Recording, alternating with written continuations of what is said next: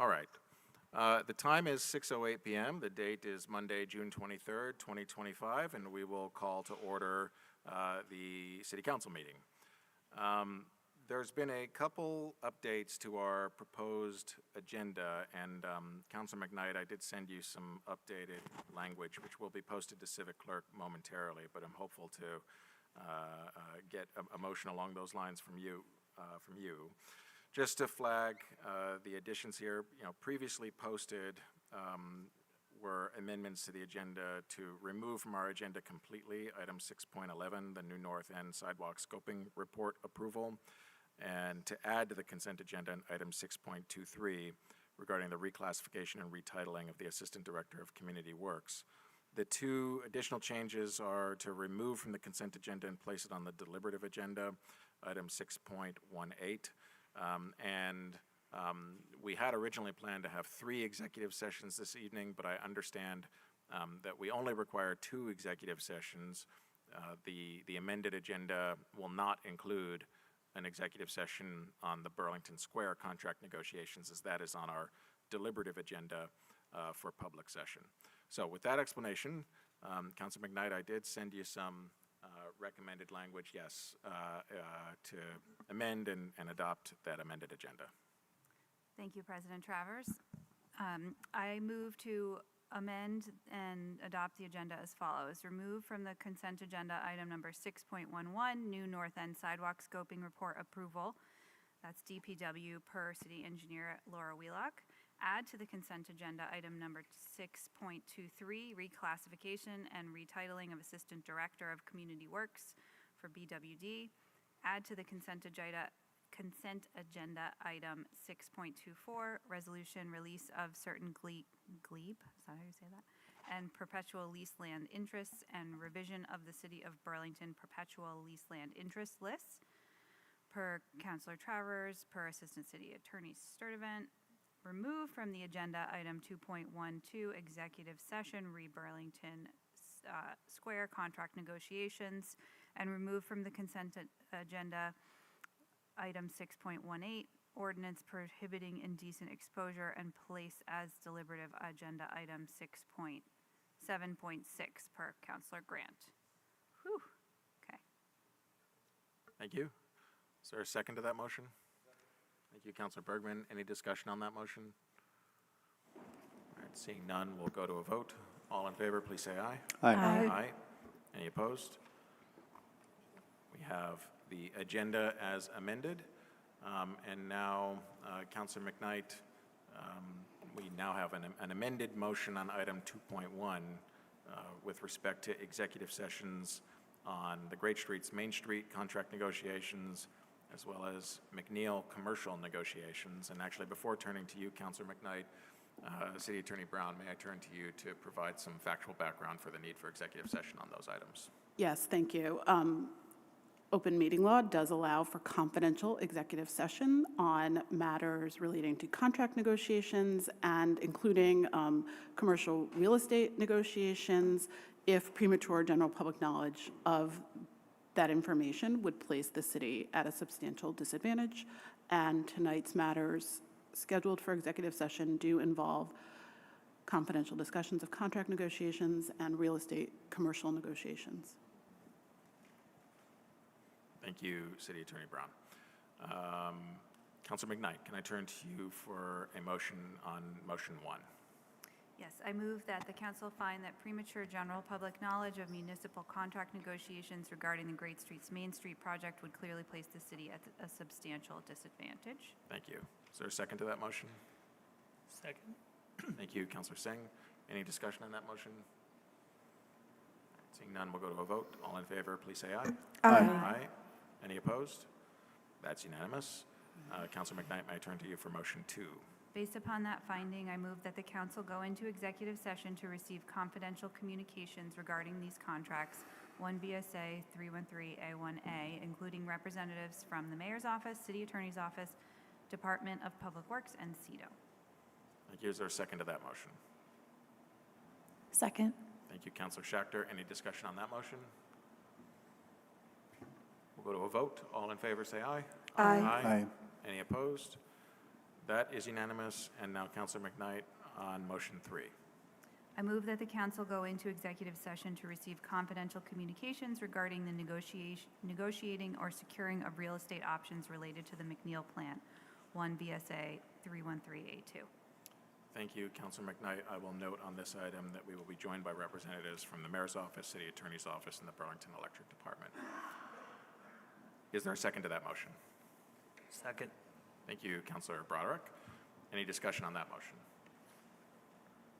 We will go to a vote then. All in favor, please say aye. Aye. Aye. Any opposed? That carries unanimously. So the council is now in executive session. We usually go to the Busher Conference Room. The Busher Conference Room is currently being used as a cooling center. Thank you, Mayor, to you and your team for providing that service today.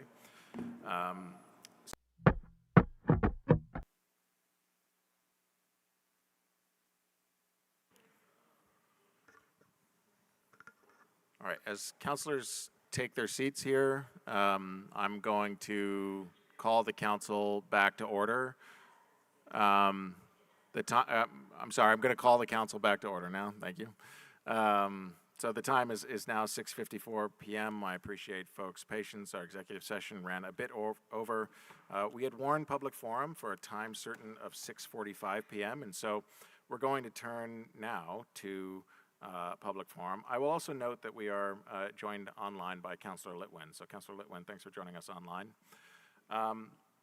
Under our council rules, we, as always, are going to first hear from Burlington residents here in City Hall, and then among those Burlington residents online.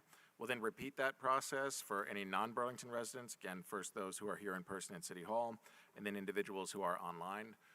As a reminder, our rule is that you must have signed up for public forum at least an hour in advance in order to participate online.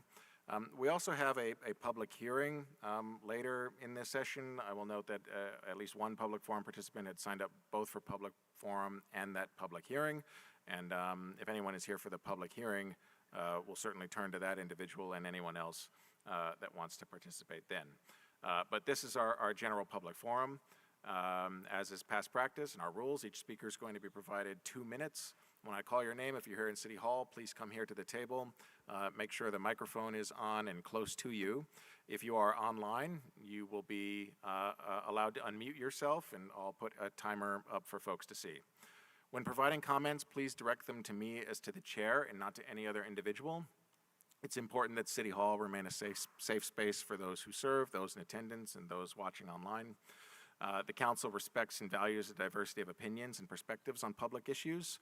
We ask, however, that all comments be free from any individual attacks, hate, harassment, obscenities, or other derogatory language about other people based on any protected characteristic. We also ask that public comments avoid conduct which is unreasonably loud, disruptive, or discourteous. If I interrupt a speaker at any point in time, it will be to ask that they please continue in accordance with these rules. If a speaker continues to violate these rules, I reserve the right to end public forum at that point in time. So with that, we have 4 Burlington residents signed up here in person. The first Burlington resident is Todd DeLuca, who will be followed by David Call.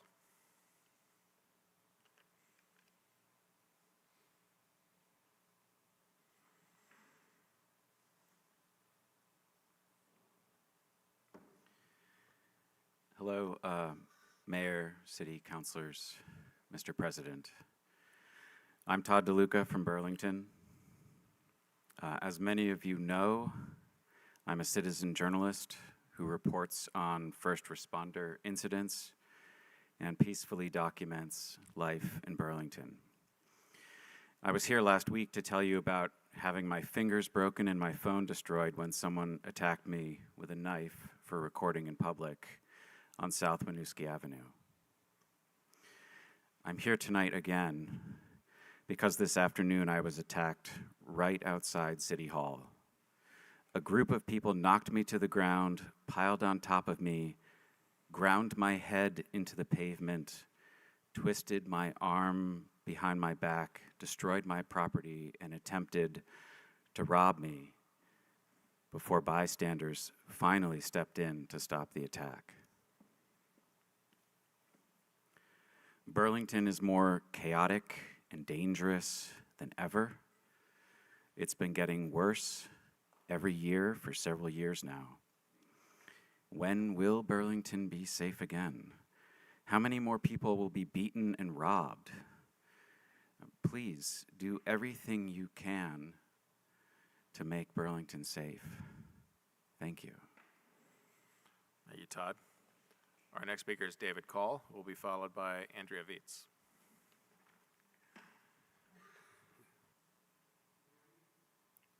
I don't know if it's on. Can you hear me, right? Now we're I'm good. David Call. I'm a community activist of this town. I want to thank the police and Sarah George for handling a matter that happened 6 years ago. I also want to thank the council for working as hard in a difficult situation right now. My only concern is the pods are really doing really well. They're doing extremely well. But my also concern is that the 9 churches that we have in Burlington are not the safest locations anymore. I would like a little more police enforcement to come.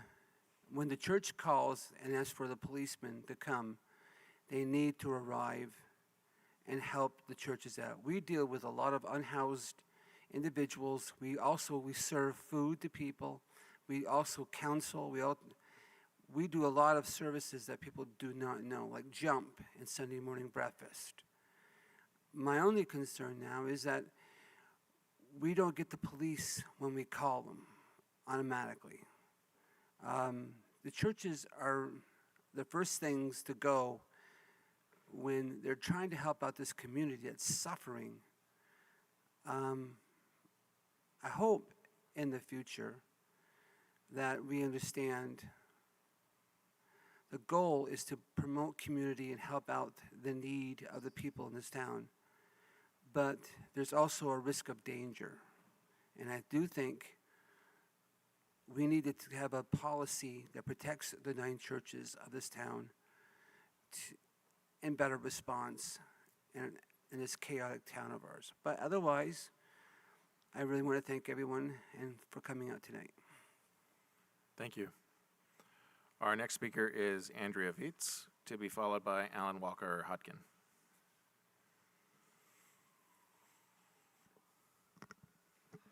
Good evening. I'm Andrea Vietz, Director of the Heineberg Community Senior Center in the New North End. I come to you again this evening to say, frankly, the City of Burlington is failing to meet the needs of our older residents. Despite all the talk of making Burlington a more age-friendly city, we are moving backwards and not forward. Since mid-May, core participants and staff, city councilors, and I have been told we will develop a transition plan.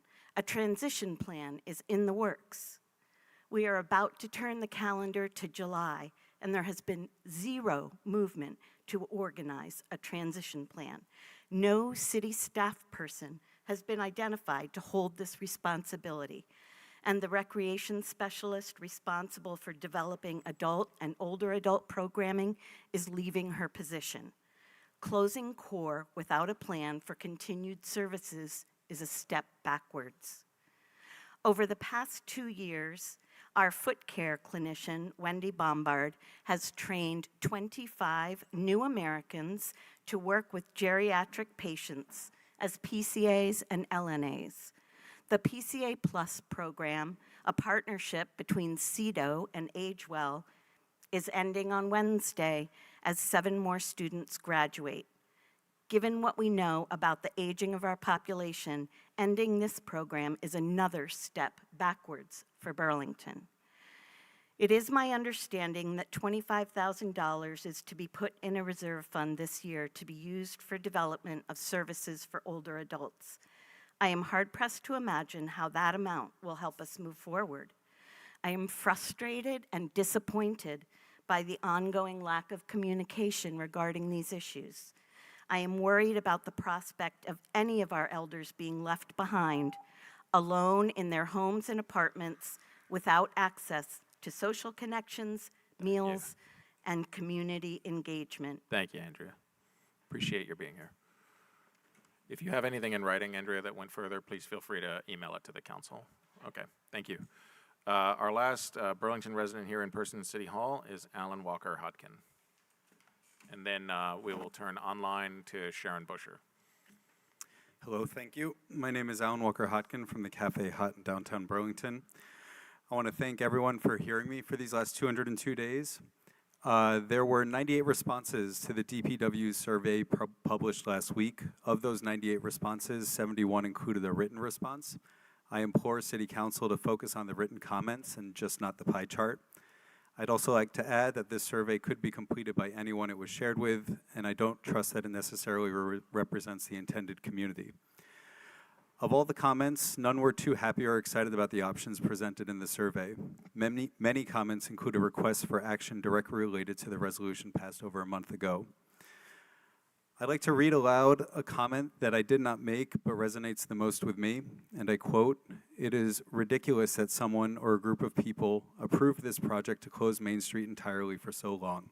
It has crushed business, ours is down 30%, and we are considering pulling out of the area," end quote. It has taken 202 days to get here, and the only solutions made available are the ones that pay the contractor more.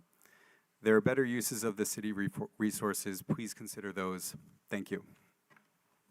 Thank you very much. We will now turn to one Burlington resident who signed up for public forum online, and that is Sharon Busher. Sharon, I'm just going to share my screen here with the timer.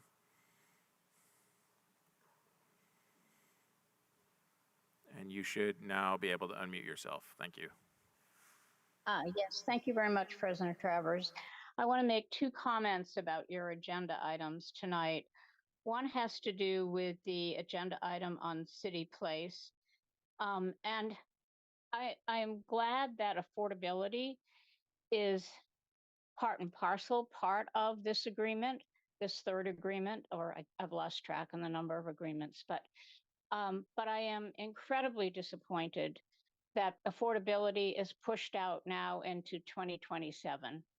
We have done a lot in Burlington to rezone, to create options for housing, but all of those fall short and don't address affordability. And here we go again with having this be pushed out till 2027. I'm glad that if indeed something happens and that housing doesn't get created, there will be units in the building that is being built that will be affordable. So thank you so much for that. But I'm disappointed that the city hasn't tackled affordability in a better way. The next thing was the great streets, and I don't have the answer for the survey. I just know from all of you and from walking up and down Church Street and talking to businesses, how much they're hurting. And I'm concerned that if you do nothing and stay the course, I feel like we've eroded and destroyed Church Street Marketplace. I really do believe that, and I hate saying it. I'm concerned if you wait until July 14th to take action, that's 3 more weeks of summer sales and summer activity, and it just eats into any kind of profit that these businesses could make. So I really hope you do something tonight besides push it off for another 3 weeks. Thank you. Thank you very much. That was our only Burlington resident signed up for public forum online. We'll now return to City Hall. The first non-Burlington resident I had signed up was Bruce Wilson, although Bruce spoke in public comment at Board of Finance, and I'm not sure if Bruce is still here. So the second non-Burlington resident we have signed up for public forum is Kelly Devine. And that is the last non-Burlington resident I have signed up for public forum, to confirm. Thank you. Kelly Devine, I'm the Executive Director of the Burlington Business Association. I want to speak to two pieces on the agenda tonight. One is the Main Street, and the second one is the consideration. I want to speak to Main Street, and I want to speak to the consideration of the gross receipts tax. Our downtown, as former Councilor Busher just said, is really suffering, and I do appreciate everything that the city is doing to try to help. I think we've got a fairly long road uphill, and I think that we need to really be thinking long and hard about any tax revenue that's going to come from economic activity. Last year, you raised the gross receipts tax on rooms and on meals and alcohol, and those sales are down between 10 and 15%.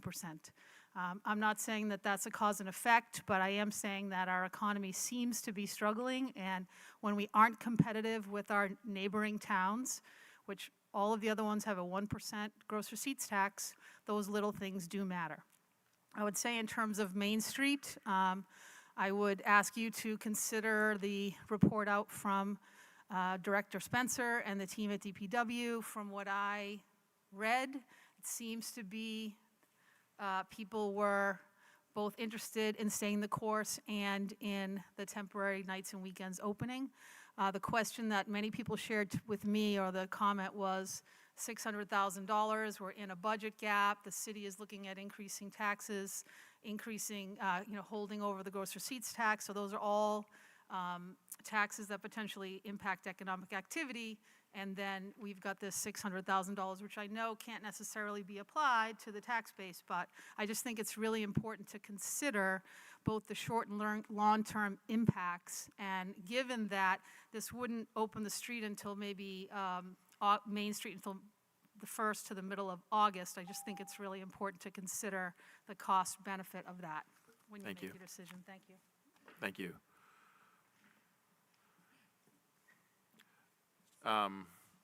Just to confirm, Ms. CEDO, if you filled out a form, I don't have it here, so if you could I signed up both online. Okay, if you could just state your name for the record, and then I'm not here please to go play ahead. Barbies with the mayor, so obviously I'm here to speak. All right. And could you just make sure the mic is on as well? They know who I am. I am Karen, the original Miss Black Vermont, but I'm sure there are others. I am glad to be here. I'm here to talk about many things because it's not that I'm breaking the rules. It's just because I'm dauntless, okay? That's just thoughtlessness and pretty. All right.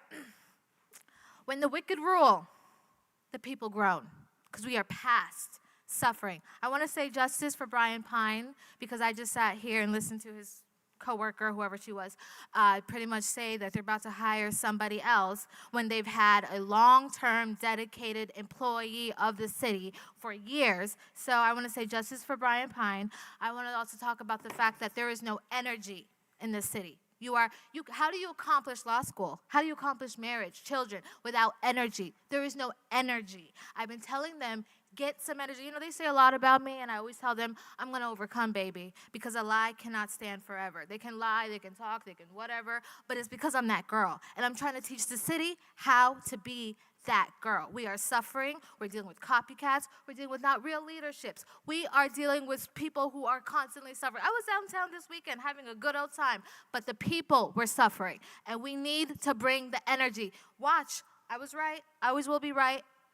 She knows I'm right, and we need to continue to bring forth energy. You know, I get so tired because I'm like, I'm in grad school, I got life, honey. But if we don't check them now, wait till your children suffer, okay? Wait till your grandson wants to become a grand woman and your mayor is allowing it. Wait till that happens. And I'm fighting for the people who want tradition. There are people who want new things, and there are people who want tradition, who want a husband, who want children to become mothers and fathers and not have all these random ideologies put into them. I'm here for the people who don't mind a little old school, even though we look good in this new school, okay? All right. With no one else signed up for public forum, we will go ahead and close public forum at 7:12 p.m. The next item on our agenda is Mayor, General City Affairs. And so, Mayor, when you're prepared, we'll turn the floor to you. Thank you very much, Council President Travers. I just have a couple brief updates, largely because we've been working hard on the budget, and there is a special meeting on Wednesday for Council related to the budget, so we can do our chartered duty to pass a balanced budget by June 30th. So thank you for your flexibility of adding a meeting before the end of the month. The second thing I just want to talk about is the fact that the weather is so incredibly hot. We've opened cooling centers for the public. We've posted this information. There's another day of cooling centers being available. I want to thank all the city staff who've made themselves available to make sure these are open and available for people, as well as our community partners. And for folks who need space for tomorrow in particular, most of our locations have closed at this hour on Monday. But for folks who need space on Tuesday, tomorrow, our library will be open. open from 10 to 8 p.m. We will have a shade tent out in City Hall Park available at all hours. Downstairs here in City Hall, the Busher conference room in City Hall on the basement floor will be open tomorrow from 10 to 6:30 p.m. That was used today, which is why we relocated to Contois for other city meetings.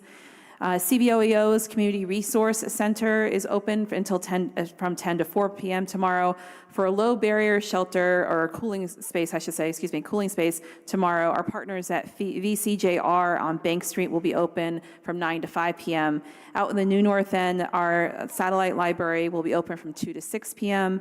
The Core Center in the Old North End will be open from 9 to 4 p.m. And finally, our partners over at COTS will have their day station open from 9 to 5 p.m. Those last two are in the Old North End. So again, thank you to our partners and our city staff for that work and making sure that folks have that resource available, because it really is a public health concern at this when the temperatures get this high. Finally, I want to just extend some gratitude and thank you to leadership who are leaving the city in the next handful of days. We have two department heads who are departing, our Parks Director, Cindy White, and also our CEDO Director, Brian Pine. I've spoken to their years of service and their dedication to the city in past meetings, and we wish them well as we transition the city forward in both of those departments and what lies ahead. And finally, a deep thank you to Chief Michael LaChance, who will be retiring from the city on June 30th. We have a celebration and support, and I think it's his final shift, or I forget the technical term, on June 30th. But we really want to thank his 20-plus years of service to the city, starting first as a firefighter and working on up in terms of the ranks. So we appreciate his service, and we wish all folks well as they move on to what's next. Thank you very much. Thank you, Mayor. We'll now turn to City Council General City Affairs. Is there any councilor that wishes to speak on this item? Councilor Grant, and then Councilor Carpenter. Thank you. I just wanted to mention that this Thursday we'll have a Public Safety Committee meeting, and we'll be talking in detail about the situation table, in addition to reports from the fire and police departments, as well as data from the State's Attorney's Office. I wanted to talk about some of the things that we've heard tonight and continue to hear in the community about the things that Burlington is facing at this time. And I know I'm starting to sound like a broken record, but we have issues in our entire central district that affect our businesses downtown and affect all the businesses in central district. And until we properly address some of those issues, there's a lot going on right now. So I do know that people, one of the things I've been frustrated about is people don't necessarily understand all the things that are in process now and that have been started now. It took a long time for things to get this bad, and it's not something we can fix overnight. For example, the issues within our police department.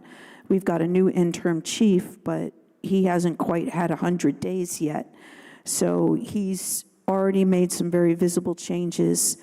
We have a recruitment plan, but we can't fix those problems overnight. I would like to see more conversations about what is being worked on so that people, including our businesses who don't actually either live in Central District, and some business owners don't actually live in Burlington, so they have a better understanding of what is going on, how they can report certain things when they need specific types of help.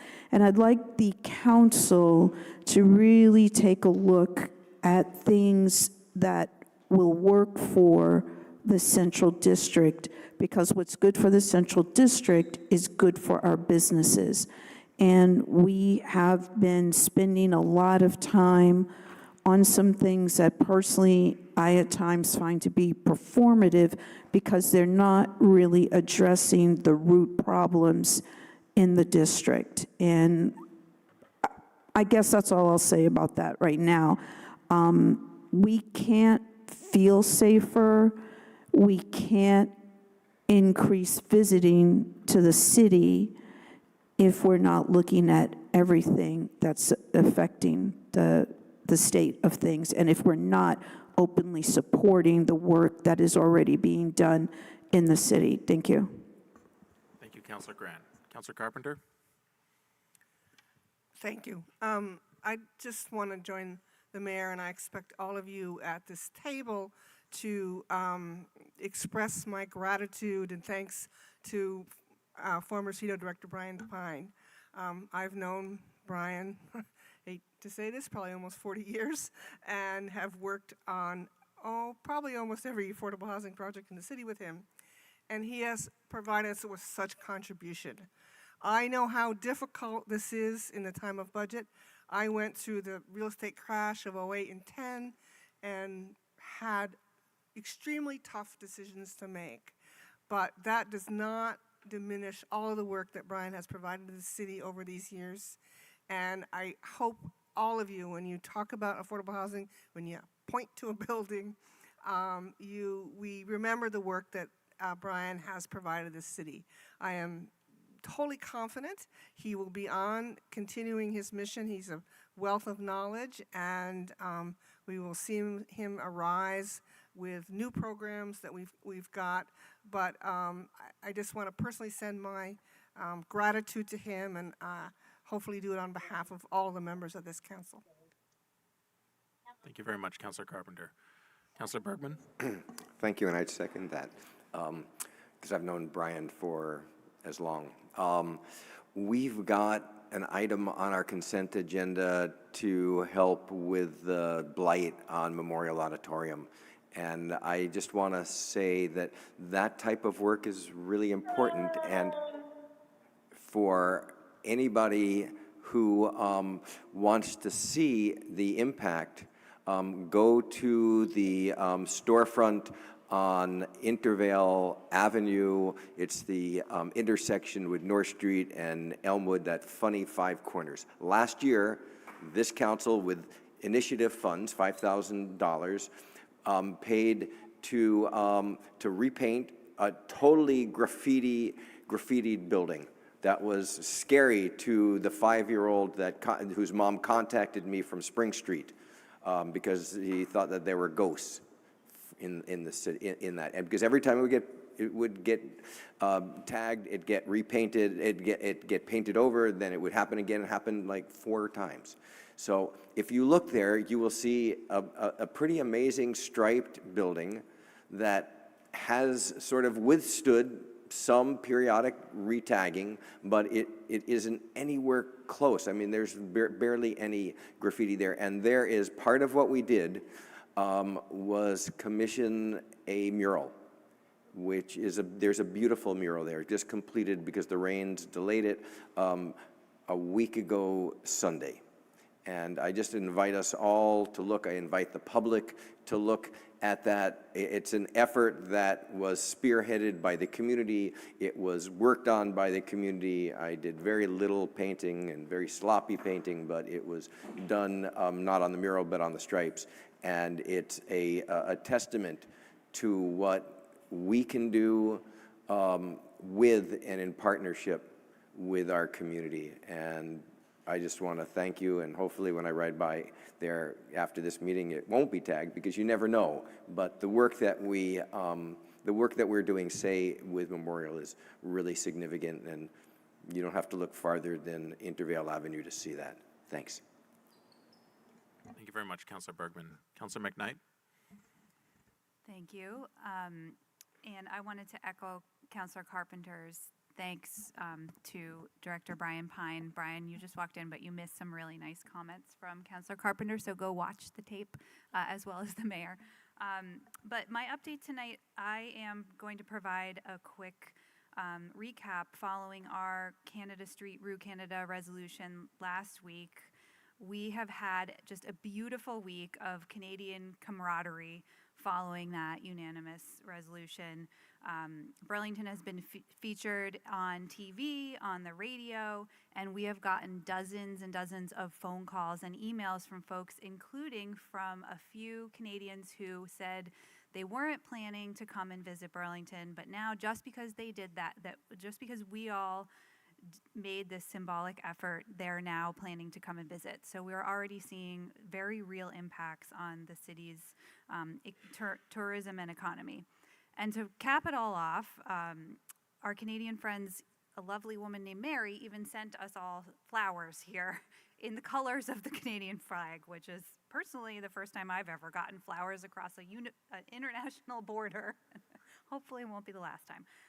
So we'll be displaying this lovely gift for the whole city here at City Hall for staff to enjoy. And this has just been such a bright spot on, in really what, if you think about the other international news that's gone on this past week, it's been horrifying and scary and awful. And so I think that this small action just goes to show what we can be and what we can do when we stand together. So thank you, everyone, and thank you again to our neighbors in Canada for giving us that bright spot. Thank you, Councilor McKnight. Is there any other councilor that wishes to be recognized on general city affairs? All right. Councilor Newbeezer. I just want to say briefly, echo other folks' sentiments and thank Director Pine for the years of service to the city, and certainly I've been involved not as long as Jean or Councilor Carpenter, but have known you for a few years now, and sometimes been working toward the same goal and sometimes working toward a different goal, and have always held a deep respect for you, and it's very evident your care for the community. So I appreciate it, appreciate the years of service, and look forward to working with you in whatever capacity. Thanks. Thank you, Councilor Newbeezer. Is there any other councilor that wishes to be recognized on general city affairs? I'll thank you too, Brian, because everyone else is doing it. So appreciate your being here this evening, as always.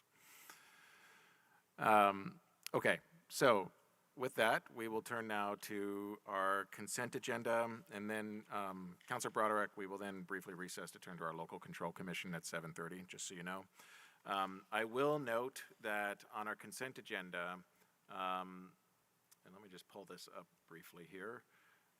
There is an item that Councilor Bergman was referencing with respect to the Burlington City Arts Memorial Beautification Project, and the motion on that item changed before the Board of Finance, and this will be reflected on Civic Clerk, but just want to flag it for folks here before we vote on the consent agenda. And just a bit of background on this, the motion as originally recommended suggested an amount of $14,000 for that project, but there's a question of whether we're a couple $100 short with some of the dollars that we had appropriated in last week's resolution, as well as on another council initiative fund request for the Arts So Wonderful Juneteenth mural. And so the motion on item 6.7 will be updated on Civic Clerk to state that after consideration of City Council initiative funds appropriated for the City Council's Canada Street resolution on June 16th and the Arts So Wonderful Juneteenth mural on June 23rd, approve the remainder of City Council initiative funds in FY25 for use on Memorial Auditorium beautification, and authorize the CAO to effectuate any budget amendments needed. And I just, as a point of information for folks, will indicate that remainder should be approximately $13,500 or maybe a bit more. With that, and noting the shift in the language from the Board of Finance, is there a motion to adopt our consent agenda as amended? Thank you, Councilor Bergman. Is there a second? Second. Thank you, Councilor Barlow. Is there any discussion on that motion? All right, seeing none, we'll go to a vote. All in favor, please say aye. Aye. Aye. Any opposed?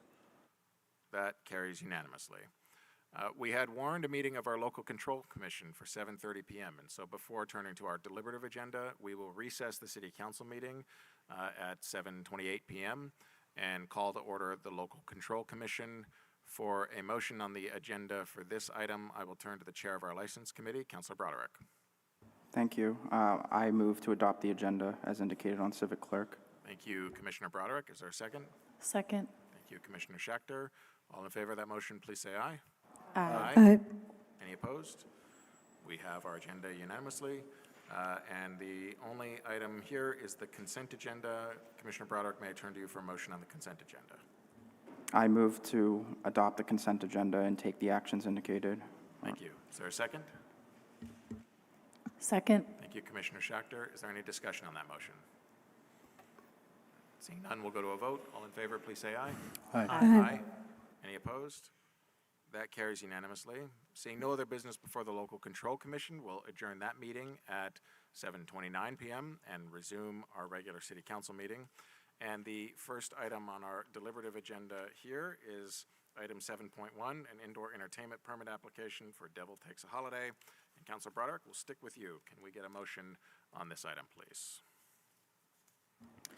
I move to approve the 2025-2026 indoor entertainment permit application for Devil Takes a Holiday with all standard conditions. Thank you. Is there a second? Second. Thank you, Councilor Schechter. Any discussion on that motion? We'll go to a vote then. All in favor, please say aye. Aye. Any opposed? That carries unanimously. Item 7.2 is a public hearing regarding the Community Development Block Grant and Home Investment Partnerships proposed allocations for the 2025 Action Plan for Housing and Community Development. Our intention will be to take action at this item at our meeting on July 14th. But the purpose of this public hearing is to provide information that will support that action at a later date. And once we receive that presentation, we will then turn online and here in City Hall to see if there's anyone who wishes to further participate in the public hearing. We have some guests here this evening and would welcome your introducing yourselves. And I think we'll first turn the floor to you in this public hearing. Thank you. Cara Alnasraoui, Director of Business and Workforce Development and incoming Director for CEDO. Christine Curtis. I manage the CDBG program for the city and draft the 2025 action plan that we'll be talking about tonight. Thanks to you both.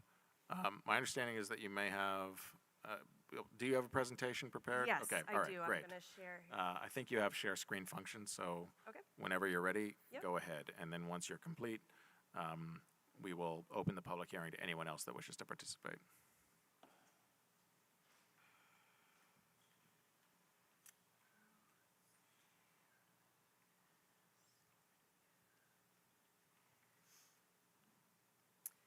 Okay, so yes, thank you for having us. This is the official public hearing for the draft 2025 action plan.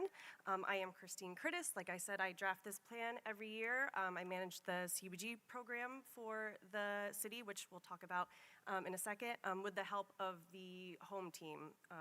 They help to draft this plan as well. So I'm going to do a quick overview and then take any comments or questions. So a little background information. So every year the city receives 2 federal grants from the Department of Housing and Urban Development. One of those grants is the Community Development Block Grant. The other one is the Home Investment Partnership or HOME Grant. And in order for the city to utilize these grants every year, we have to draft and submit an action plan to HUD that outlines the activities that the city and our community partners plan to execute throughout the year. These activities address priority needs and goals that we have identified in the city's 5-year consolidated plan. So this action plan is for the 2025 program year, which begins on July 1st of 2025 and ends on June 30th of 2026. So a little bit more information about the 2 grants. So as far as the CDBG program is concerned, every year we solicit applications from city departments and nonprofit partners in the community. And then all eligible applications are reviewed, scored, and funding recommendations are made by our voluntary CDBG advisory board. The advisory board consists of a representative from each ward. We coordinate with the MPAs to select a representative there, mayor appointees, and a representative from the state. So this advisory board, they make recommendations on all external applications, like our nonprofit partners. The city, like CEDO leadership, along with the mayor's support, makes funding recommendations for any internal applications, like from a city department. So the home program runs a little bit differently. They receive applications on a rolling basis. So you're going to see as I go through this presentation that there are activities or programs outlined very specifically for the CDBG program. You're not going to see that so much for home because they operate things just a little bit differently. Okay, so breakdown of the funding. So entitlement, that's our program year 2025. That will be starting July 1st. These were the allocations we got from HUD this year, so CDBG and home. We did have some carryover funds from previous years for the CDBG program, $135,000, and then bringing us to our totals. You'll see those totals in our action plan. So the good stuff. This is the awards that were made by the CDBG Advisory Board. When it comes to this program, the CDBG program, there are two categories of activities. There are public service activities and there are development activities. We're looking at the public service awards right now. Public service activities, unfortunately, are capped at 15% of our total annual allocation, which is really unfortunate considering we typically get twice as many public service applications every year than we do development applications. I'm going to keep going, but I'm happy to circle back to any of these and talk in more details after the presentation. So next we have our development awards, and I did just recently realize on your memo you have an additional award that was not included on this slide. I don't know why I didn't feel like including it, maybe because it was an internal award. It's for $35,000 to our Business and Workforce Development Department that is soon becoming new CEDO department for a micro enterprise technical assistance program. Sorry that didn't make that up there. So there's that one and then the following awards for development.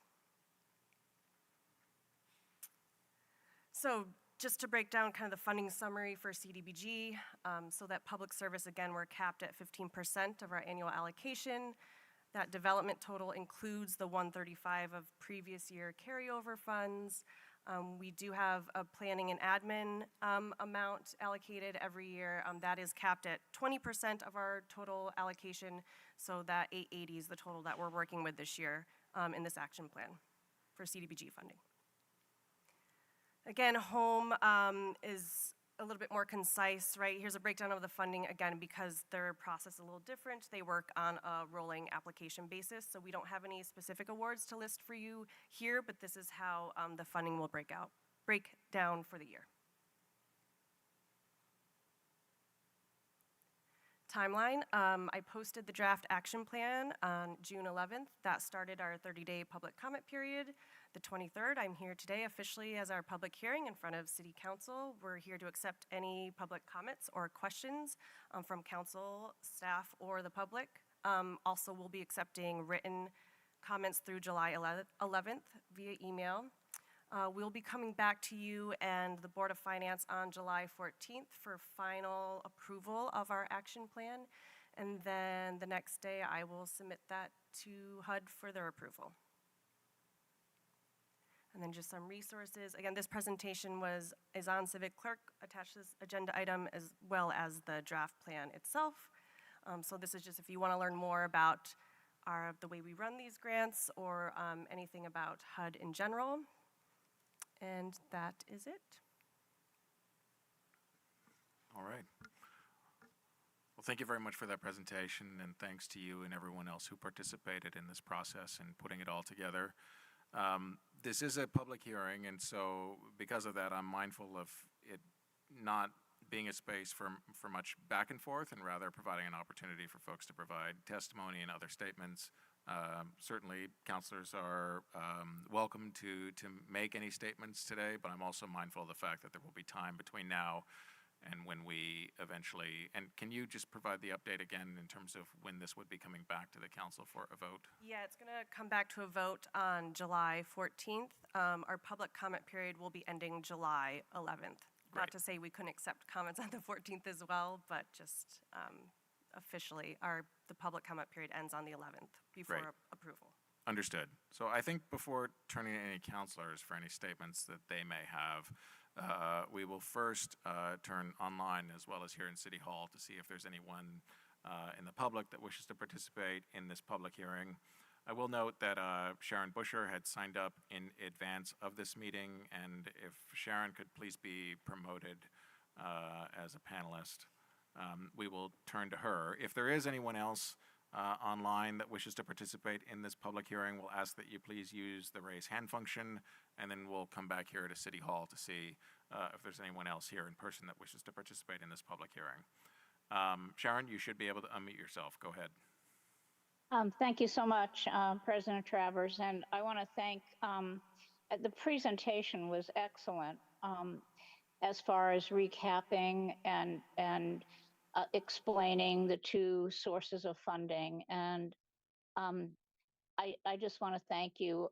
For all the years I served on the council, the monies have shrunk over time, but this was one of the things that I looked forward to see how we could utilize these funds and they would return in multiples to our community.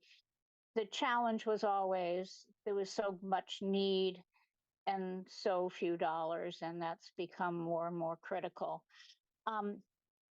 So I want to comment on one thing as far as CDBG funding. I'm going to speak specifically to that. And I want to speak specifically to the carryover from last year, the $135,000. That now this is not, as you pointed out, this is not the advisory board. So I'm not suggesting that the group of people that get together and make the tough choices, I'm not suggesting that I want to alter those choices at all. But I am asking the administration and the council to think carefully about the $135,000 that is now slated for the Ravine Sewer Project, which I understand has overruns, and I understand that this money could be used that way. But I also have looked at our needs, and one of them was someone at Public Forum spoke about this. I am very concerned about what has happened for seniors in this community with core closing, and the hope that a senior housing facility far out in the new North End will be able to address all of our needs. So what I would really like the administration to think about is, could that $135,000 really go to providing services for seniors, whether it's the transportation to get them out there and staffing for that? I know that certain things qualify. I know the affordability piece certainly would factor in here and would qualify.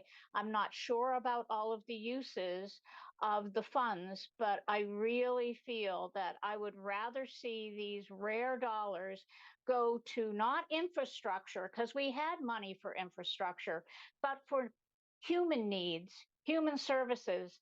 And so I'm really speaking from my heart saying, please look at this again and come to a different conclusion. So I want to thank you so much. The last thing I wanted to say was, that's a huge, report. And although I am a political junkie, I find it very difficult to pluck out what in CDBG land, what people requested and what they actually were awarded. And in previous years, there would be the request column and then the award column, just to know how much we are actually, what percentage we are actually contributing to the need. I think that's important for all of us to know. So if indeed these funds don't dry up after this year, I'm asking that you consider adding that column back to the summary report, because I found it incredibly useful. And it would actually send me back to the big report where you could actually, go in the weeds and find out all the details if you so choose. So thank you again. It's a hard job. You do it very well. Thank you. Thank you, Sharon. Is there anyone else online that wishes to participate in this public hearing? And again, if you could please use the raise hand function. I'll then ask here in City Hall, is there anyone here in person that wishes to participate in the public hearing on this item? All right. Noting that we will have, albeit not an opportunity for changes, but an opportunity for further discussion at our meeting on the 14th, is there any counselors right now that wish to make a statement in this public hearing?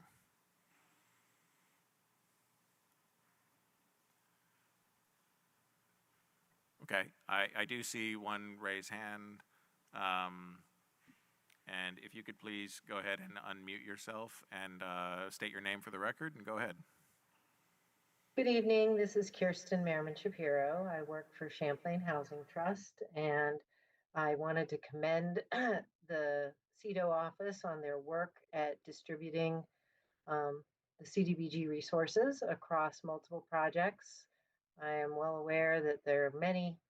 I also, living in the city, am aware of all the challenges facing our community at the moment.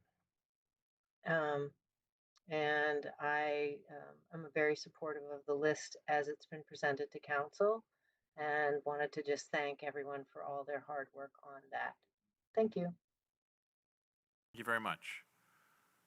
I do not see anyone else online or here in City Hall, or any city councilors at this point in time.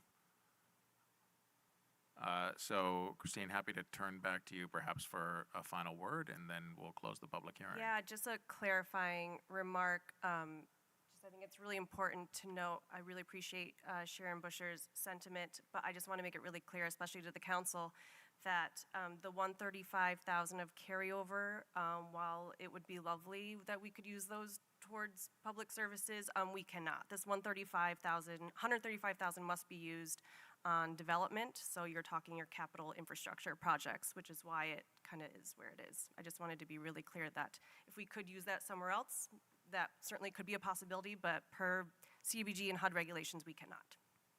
Great. Councilor Broderick, do you have a statement? Okay. Okay. I would suggest, as it's a public hearing, that we not engage in back and forth questions and instead leave it to statements, but would welcome your certainly reaching out to folks with a question. And could you provide just one more reminder in terms of how long the public comment period is open and how folks would be able to submit that?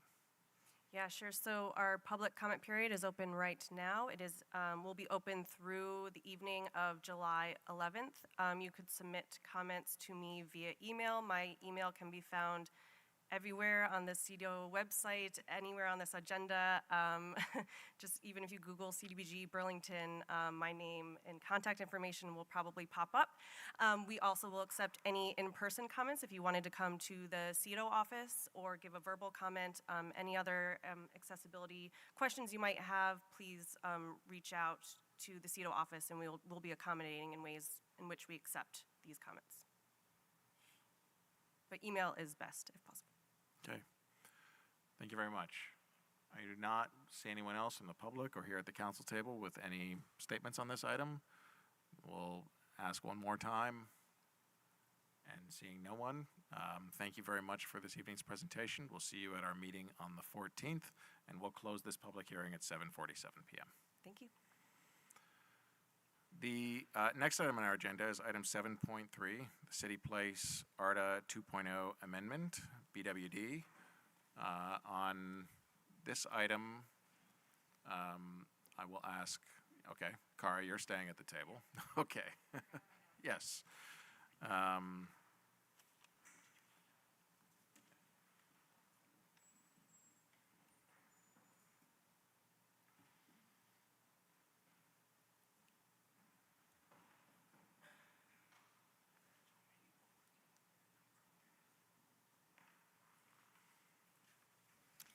All right. Thank you. Go ahead. Yep.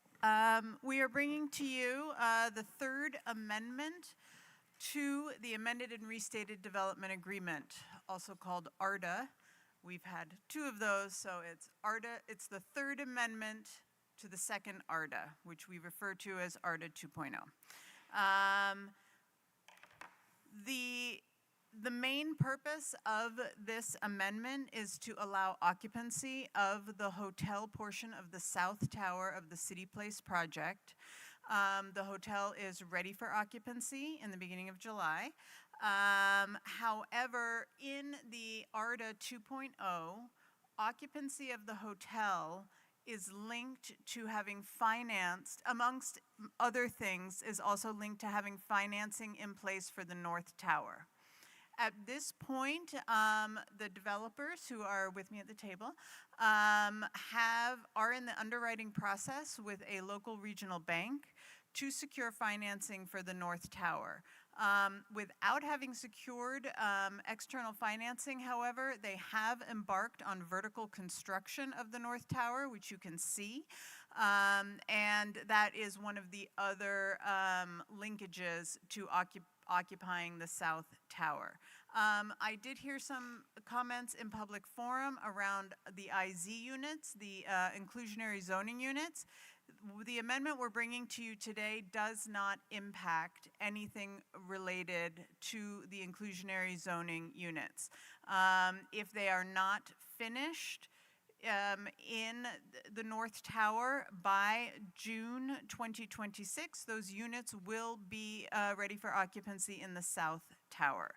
So the amendment we're bringing to you is twofold. One, we are delinking occupancy in the South Tower, delinking it from financing of the North Tower, and we are extending the completion date of the North Tower to September 2027. The reasons for those are outlined in the memo and are probably ones we all know quite well, which are inflation, instability in our tariff structure at the federal level, and delays in being able to secure materials in a timely manner to keep the project moving on time. I will also remind councilors that an ARDA is a living document that gets amended and changed frequently, and I'm open to questions. Thank you very much. And thanks as well for your being here, Director Pine. And I know that you're joined by a number of representatives from City Place Partners, and as always, appreciate your involvement with the community and being back here before the council. Before a motion, we'll open the floor to councilors for any questions or comments they have on this item. Is there any councilor that wishes to get in the queue?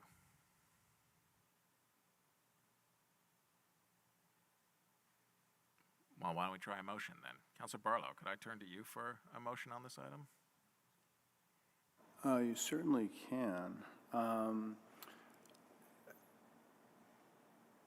So I guess, may I make a short comment and then make a motion? You may, Sure. in whatever order you So I would just say that I will be supporting this and I'll be making the motion, but I do appreciate the request. I think these are reasonable requests and adjustments to the ARDA, and I appreciate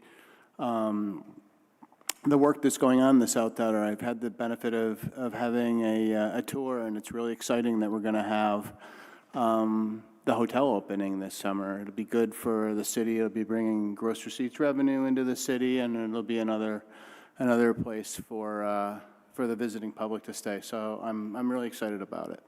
And so with that, I would move to approve the amendments to the ARDA and authorize the mayor of the city of Burlington to execute the third amendment to the City Place second amended and restated development agreement, ARDA 2.0, between the city of Burlington and City Place Partners, LLC, subject to the review and approval of the documents by the City Attorney's Office. Thank you, Councilor Barlow. Is there a second to that motion? Thank you, Councilor Bergman. Are you all set, Councilor Barlow? I am. Okay. Is there any other councilor that wishes to speak on this item?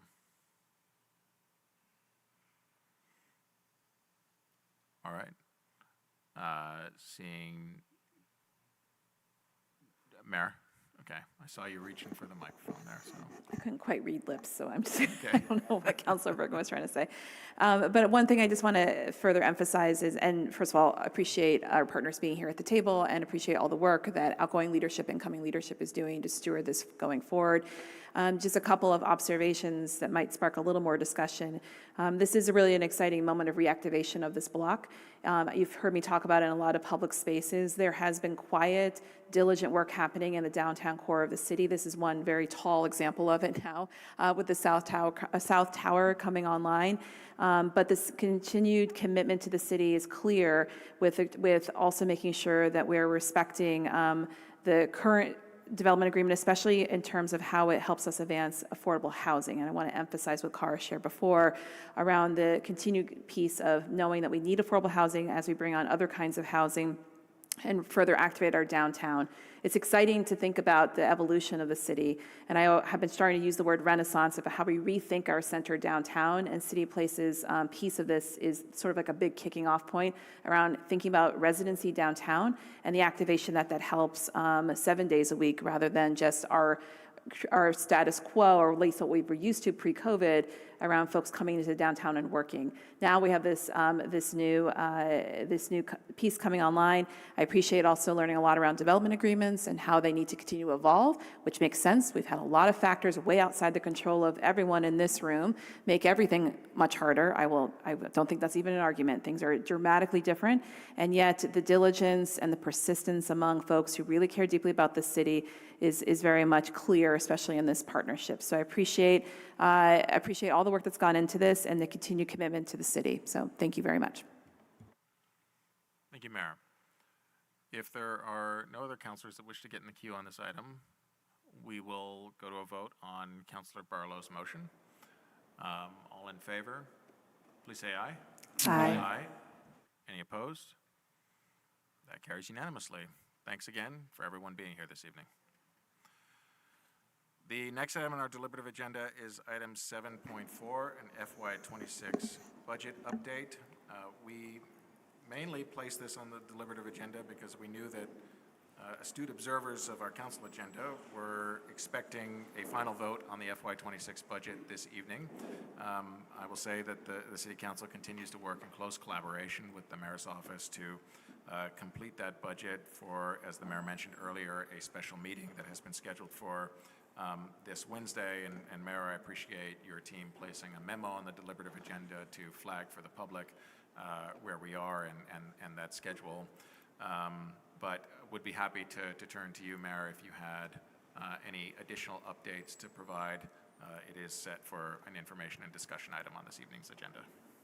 Thank you. I would like to just speak to what people can now find online. I was just double checking, and it is almost everything is posted at this point. No? Okay. The beginnings of what will be posted soon are going to be posted for the June 25th special council meeting. So for tonight, just very briefly, there is a placeholder amendment just to talk about the good faith efforts been going back and forth with trying to balance this budget and keep affordability squarely in mind as we deliver what is probably the most difficult budget that both city staff and the council and myself have been a party to. And I appreciate the due diligence of making sure that we work towards compromise. I think as we head into Wednesday, I hope that everyone sees a piece reflected in there and knows that the best thing for Burlington is really presenting something that we can all get behind, but also to speak to what you need to speak to in terms of your priorities as counselors. But to remember at the end of the day, delivering a balanced budget that keeps tax rates as affordable as possible for residents is in everyone's best interest. As as well as investing strategically in things that this city needs most at this moment in time, which includes community safety, housing, and making sure we start to move the needle on climate. I don't need to take up much more time. I don't want to jinx us with what time this meeting might end, so I'll leave it at that, because Wednesday hopefully is a straightforward meeting where we talk all about the budget. Thank you. Thank you, Mayor. Mindful that we will have an opportunity to speak about probably just this item on Wednesday. But certainly this would be an opportunity as well. If there's any counselor that has comments or questions at this point in time, would be happy to recognize you here. Anyone at this moment? All right. Oh, Councilor Newbeezer.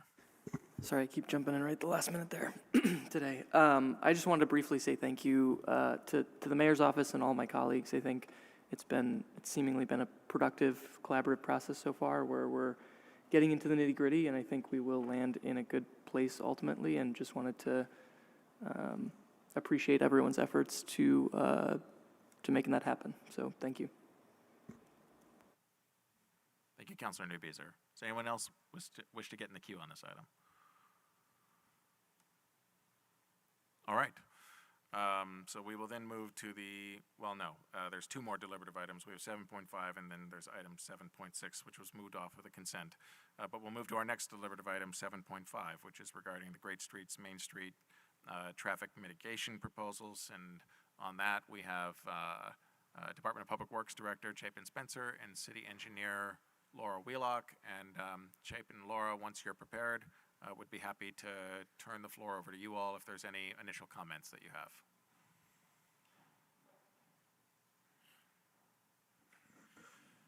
Thank you very much. Chapin Spencer, Director of Public Works, City Engineer Laura Wheelock, and also Ashley Parker is joining us online from the Clerk Treasurer's office.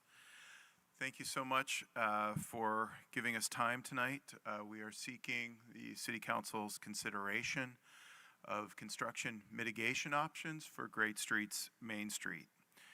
Specifically in your packet is a lot of information as a result of a great collaboration both within the city, thanks to CT, Clerk Treasurer's Office, Business and Workforce Development, the City Attorney, and also the contractor externally, SD Ireland.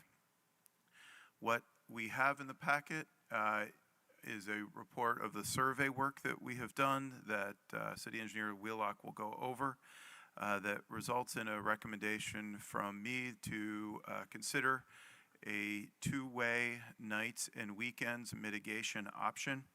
There is another option in there as well, a stay the course option with a proposed motion for each in your council packet.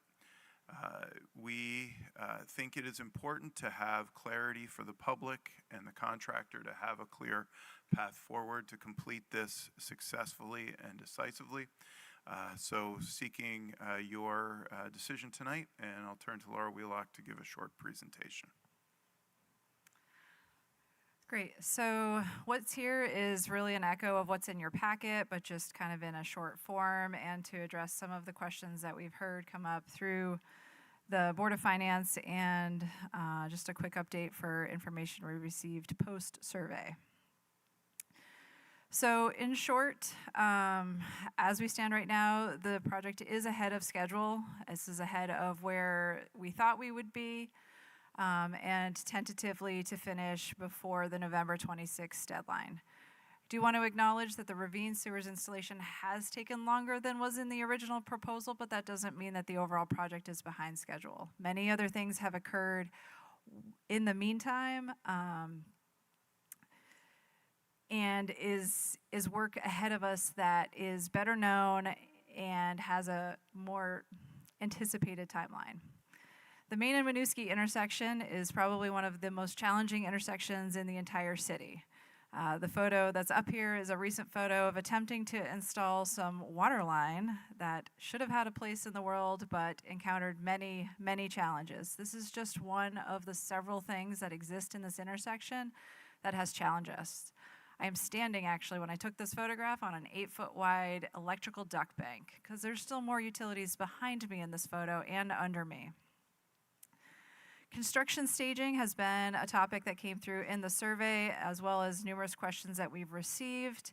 Staging for this project should have had a much larger area, is the short way to say it. We've made use of some space at 230 Main, which is where the old motel has been. We've made space within the Main and Winooski parking lot. They've made use of an agreement at the Hood plant, and lastly, Sears Lane, as well as the on-street space that's been received. Delays that people talk about and seeing folks standing around doing nothing is a result of needing to truck materials in and out from Sears Lane. This is because the material stockpile is not on site. This is just to be able to make as much space available downtown, but make use of some of these other adjacent areas. It's something to consider as we reconstruct these blocks. We've found evidence that Main Street's subbase has not been reconstructed since 1912. This is evidenced by the old trolley track infrastructure that's out there. We know we burned the last trolley in 1929, and there's even evidence of older bricks and other infrastructure. We really haven't done a lot to this street in over 100 years. Last, I want to address the fact that winter shutdown will occur regardless of the options that we have heard. We will have this occur for Thanksgiving through early spring, and that is what we presented in our business update meeting. This next slide is really very too small to see, but it just highlights all of the options and their pros and cons as we go through this, noting survey results will be on the next page, but option 1 is stay the course, continuing as is. Within the existing contract, it's 1 intersection, 2 blocks closed at a time. This changes the project at no cost, and it still leaves us in our ahead of schedule. Option 2, which is nights and weekends, which was another highly selected choice. Essentially, nights and weekends are open right now from Church to Pine. And from Church to Union, this would start no later than August 15th, but could be as early as August 1st. This comes at a $600,000 cost, which we'll talk about a little bit later, where we're going to find those funds. And we'll still putting us in ahead of schedule, maybe a little later than option 1. Option 3, one-way westbound, has both cost and schedule implications, noting because it is contingent on completing the work between Winooski and Church Street. This is as early as August 1st, but no later than August 15th. The 90-day pause, which while indicated in our contract, comes with some concerns. There is lost efficiency of the work. There's lost knowledge in the crews that are currently here, as well as the crews that are here's availability, which were selected for this highly technical work. They have expertise in large water mains, sewer, infrastructure that we are replacing at this time that not all SD Ireland crews come with. There is expertise as it relates to laying out our streetscape and our sidewalks, which is certainly something that they do a little bit more of, and we have use and active other places in the city. But not all of these people, when they're displaced for 90 days, will be able to come back. And there's no guarantee that they will be able to come back immediately at the end of the 90 days, either because we have hit winter and a season when certain work can't occur, or because they are on a different site and maybe they can't come back for 4 months. So these are the things to consider with our different alternatives. So the survey was put out Tuesday afternoon. We asked for responses by the end of the day Thursday and received an overwhelmingly number of people in that very short period of time. The graph that's on the left of this slide is what is in the council packet. I do want to note that since closing the survey on Thursday, we received 7 additional responses, 1 for 90 days, 1 no preference, 2 for nights and weekends, and 3 for stay the course. Breaking down the data a little bit more, this does not include the 7 additional responses that we received. Focusing just on our downtown businesses, we had 51 responses from downtown businesses, still echoing similar preferences to the overall results.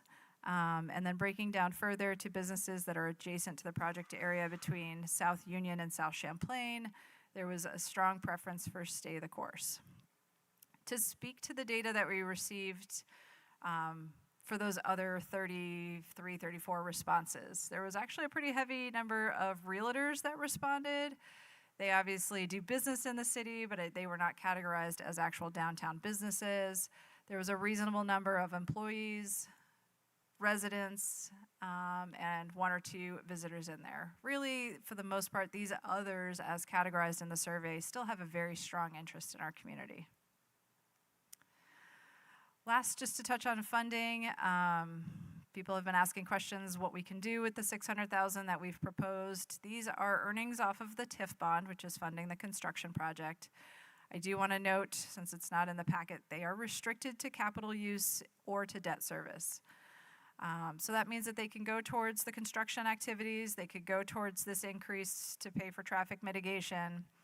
They cannot go to businesses directly. We can't even buy a doorknob with them. And then also to highlight, as Ashley had added into the memo and could speak to, all of our TIF funding and our project budgets do need to still go through the Vermont Economic Progress Council, and so that is something that we would still need to do following whatever action is taken tonight, if it is to use any of these funds.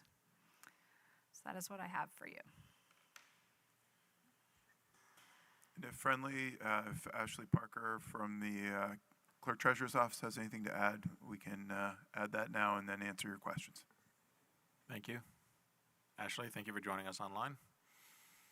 Thank you. I think Chapin, Laura, you both covered it pretty good, but I'm happy to take any questions if folks on the council have them. Great. Thank you. And as mentioned earlier in the Board of Finance, Chapin, Laura, Ashley, and others, as well as our contractor partners, I greatly appreciate your work over the recent weeks to be able to bring forward these options, and of course appreciate all our community members who participated in the survey. With that, would be happy to open the floor to any feedback or questions from councilors who would like to get in the queue on this item. Councilor Carpenter. Thank you. And I had asked this at Finance, but I just really want to ask Ashley and Laura and whoever, Catherine, to reiterate, because I think this is really important for the councilors and the public to understand that at the minute, the proposed $600,000 is interest earnings from the TIF fund, which is incredibly complicated unto itself. So this is not a budget item. This is not an either or. We're not robbing the city budget. We're not cutting out a program. Within the TIF fund, we're carving out some savings that could be used for this alternate capital improvement. If we don't do that, and here's where I want to get a little bit of correction, that savings, if we don't choose to use it for something else, kind of sits in the TIP fund, as I understand it. And eventually, when we do all our magic accounting, if there's still savings there, that would be portioned out to the TIF allocations, and I don't know how those are. It used to be 75-25. I don't know if it's like that now. So those savings shift back basically to this state. Am I correct in that understanding? We're going to let Ashley take a first stab at this, but I'm happy to back her up. Yes, I will take a crack. I think,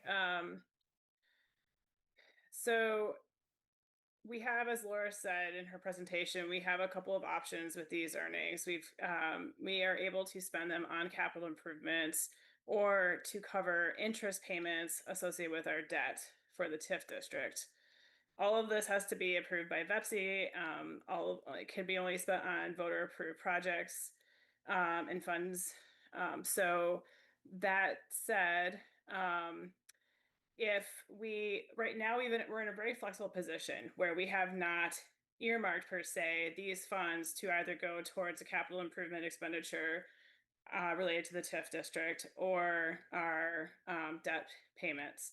So we have some flexibility to make a choice to how we want to spend the money. And considering this district in particular has been over budget, historically speaking, and we know we have some important capital work that we still need to get done. We want to support our business community. This is a really important way to do that. It makes sense to think of these funds for use, contributing them to support our capital improvements. In watching the funds, we also could take our investment earnings and also apply them to reduce our to pay off some of our interest, which would at the end of the day save us some money on the increment side, which is composed of that split that you were talking about, Sarah, between municipal and tax increment, tax revenues. And that theoretically could save some of our increment, and it could go back into the ed fund or the municipal pot. I think watching our earnings as they come in and understanding or watching our rebates, also like our rebate payment requirements closely, tracking all of that, I think even with supporting these improvements now and this putting the money towards this now, we'll still have some money at the end of the day to also offset some debt and give some money back to possibly the ed fund and maybe even the municipal pot as well. So hopefully I answered your question, but if I miss anything, please let me know. Just to continue, and I don't know if you can at this point in the project get any more specific. I mean, there is a difference between whether it goes back in our pot, to be blunt, and when she says state, it's the state ed fund, not the Burlington ed fund. So is there any value, I have two questions, is there any value to trying to figure that out any closer in our decision making, or are we just not able to do that? And a second question, but after you answer the first one, how big a deal is this with VEPSI? Ashley, if I could take maybe the first part. So I want to remind everybody that TIF has a but-for statement. The whole idea is that but for this capital investment, the perpetual exponential increase in property tax and earnings that can come to both the municipality and the ed fund, but for this investment, this would not exist. And I think that we have to consider whether or not investing these earnings at this point in time to provide relief to the downtown gives us the but for that the municipal end and the ed fund end split at the end of the day ends up being the right decision to invest these. We can invest it in other capital parts of the project. We could add an extra bench, maybe put, I'm not gonna say an extra tree, planting things in the downtown is actually really hard. But maybe we could get an extra bench as an investment an investment into this but-for statement. But I think that what we're facing here tonight is whether or not this investment helps to keep the downtown as vibrant as it is and should be at the end of this project. And I don't know, Ashley, if you want to tag on to that. Yeah, I was just going to say, I'm not sure I can get too much more specific in terms of the percentage split, Sarah. I know what you're saying there. But what I can say is, I've been looking at both districts in the same way recently in terms of our investment earnings. And both districts have different issues going on right now. And this one, it's more of the capital side. We have a decent amount of increment revenue that we are bringing into the downtown district right now, and it is sufficient to support our debt service. And so I think when we're looking to do, to really get this project done and, considering whether or not we would rather put this money into our debt service, that's really the only other way we could use it at this point in time. It would be great to give both the municipal and the education fund pots a little bit of a relief there, but I think the benefit of the project at the end of the day getting done and bringing even more increment back into the district, which is what will really benefit the ed fund, I think that outweighs the decision now to put this money back into the project. So hopefully that makes some sense. Thank you. Just my second was, is this a? Counselor Carpenter, I'm sorry. Oh. We're at time here, so I think I need to turn to another counselor, if that's okay. Counselor Grant, and then we'll go to Counselor Litwin. Thank you. I have a little bit of a peeve about the completion date. I understand the completion date is what it is right now, but it's not what was previously advertised. I'm one of those people who probably doesn't clean out my inbox as often as I should. So when you send out these reminders and you say the completion date is going to be, we kept moving that out. I can send you one if you'd like. But it was, started out, I think, like summer 25, then went to fall 25, and then it went to winter 26, and then it jumped to November 26. And that was based on the emails people sign up for to receive that. It is what it is, but the understanding for a while that it was not going to take this long. So that's part of the frustration in the community. One of my previous concerns that I'll just quickly repeat here is that we need better communication from SD Ireland with the businesses on that block that is the most affected by the closures. I understand that there are some details that need to remain confidential, but there is information that can be publicly shared with those businesses. And I think should be shared with those businesses. I just think there's been a lot of promises made around the communication, and there hasn't been the follow-through.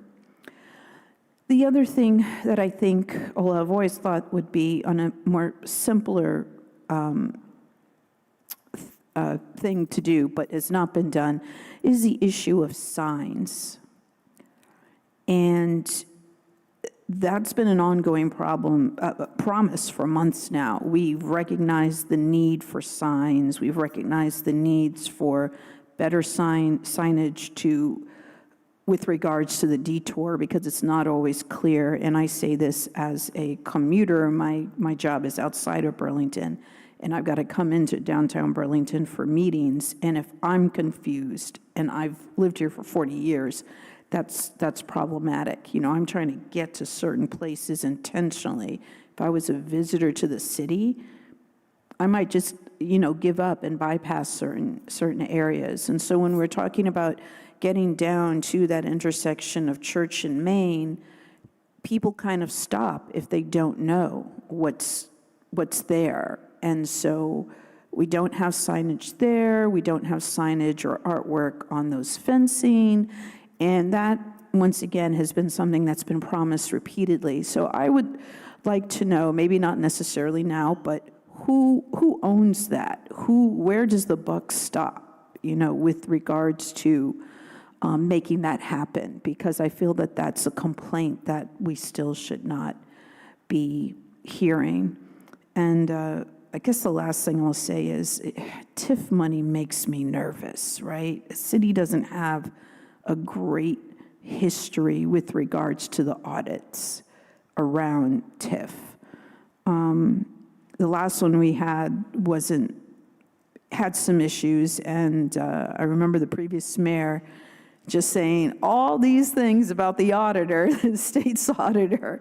But in the end, I think CEO Shad, you can correct me, but didn't we end up paying that money to the education fund that said, was it 190-something thousand? It's very interesting that you should bring that up. We received an invoice today, so that will be coming back before you, most likely. Okay, there we go. And, previous administration swore up and down, we didn't know that, and how wrong the auditor was, but here we go again, that's coming back to us. I'm a little bit concerned about, I understand what you're saying with some of the people who gave feedback are vested in the downtown, but it does seem to be we're getting more feedback from the businesses that are being directly affected, and I'm concerned as to how that might skew that. I guess we really can't do anything about that now, but I just wanted to state that concern. Thank you. Thank you very much, Councilor Grant. I have Councilor Litwin next. Thanks very much. I really appreciate the question that was just brought up by Councilor Grant with regard to the TIF invoice. So that for me also adds an element of question. But one of the questions that I had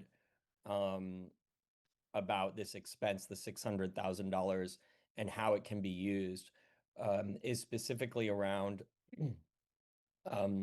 payment of debt. So one of the things that we received budget presentations on from your departments under you, Director, is that the parking garage fund has $3 million in debt, and we're only paying the interest on it right now.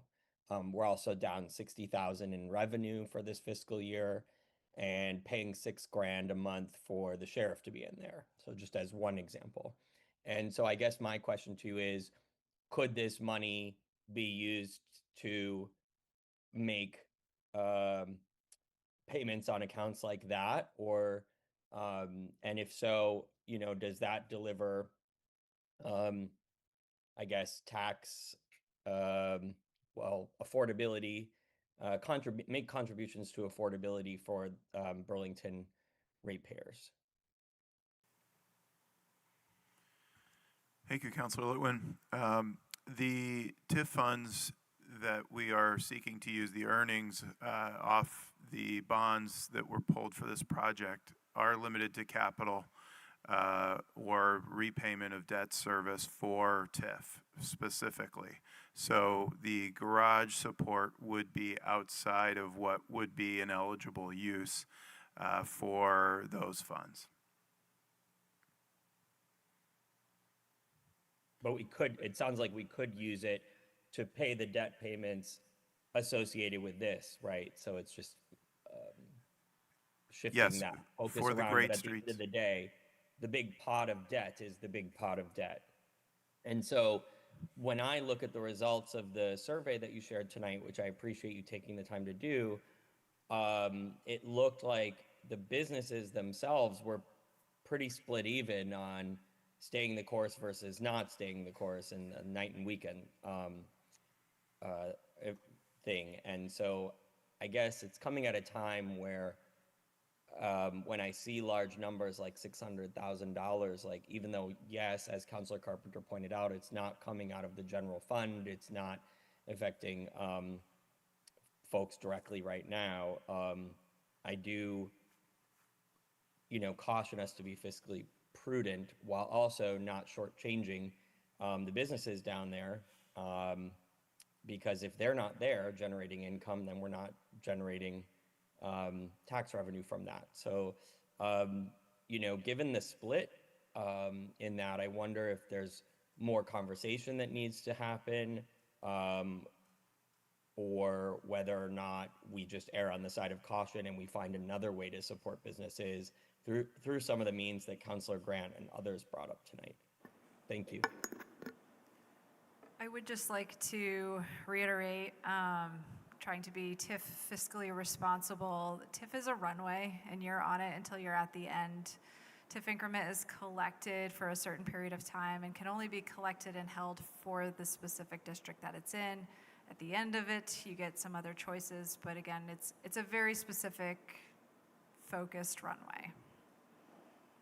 And all of the city staff are definitely working to stay on that runway now.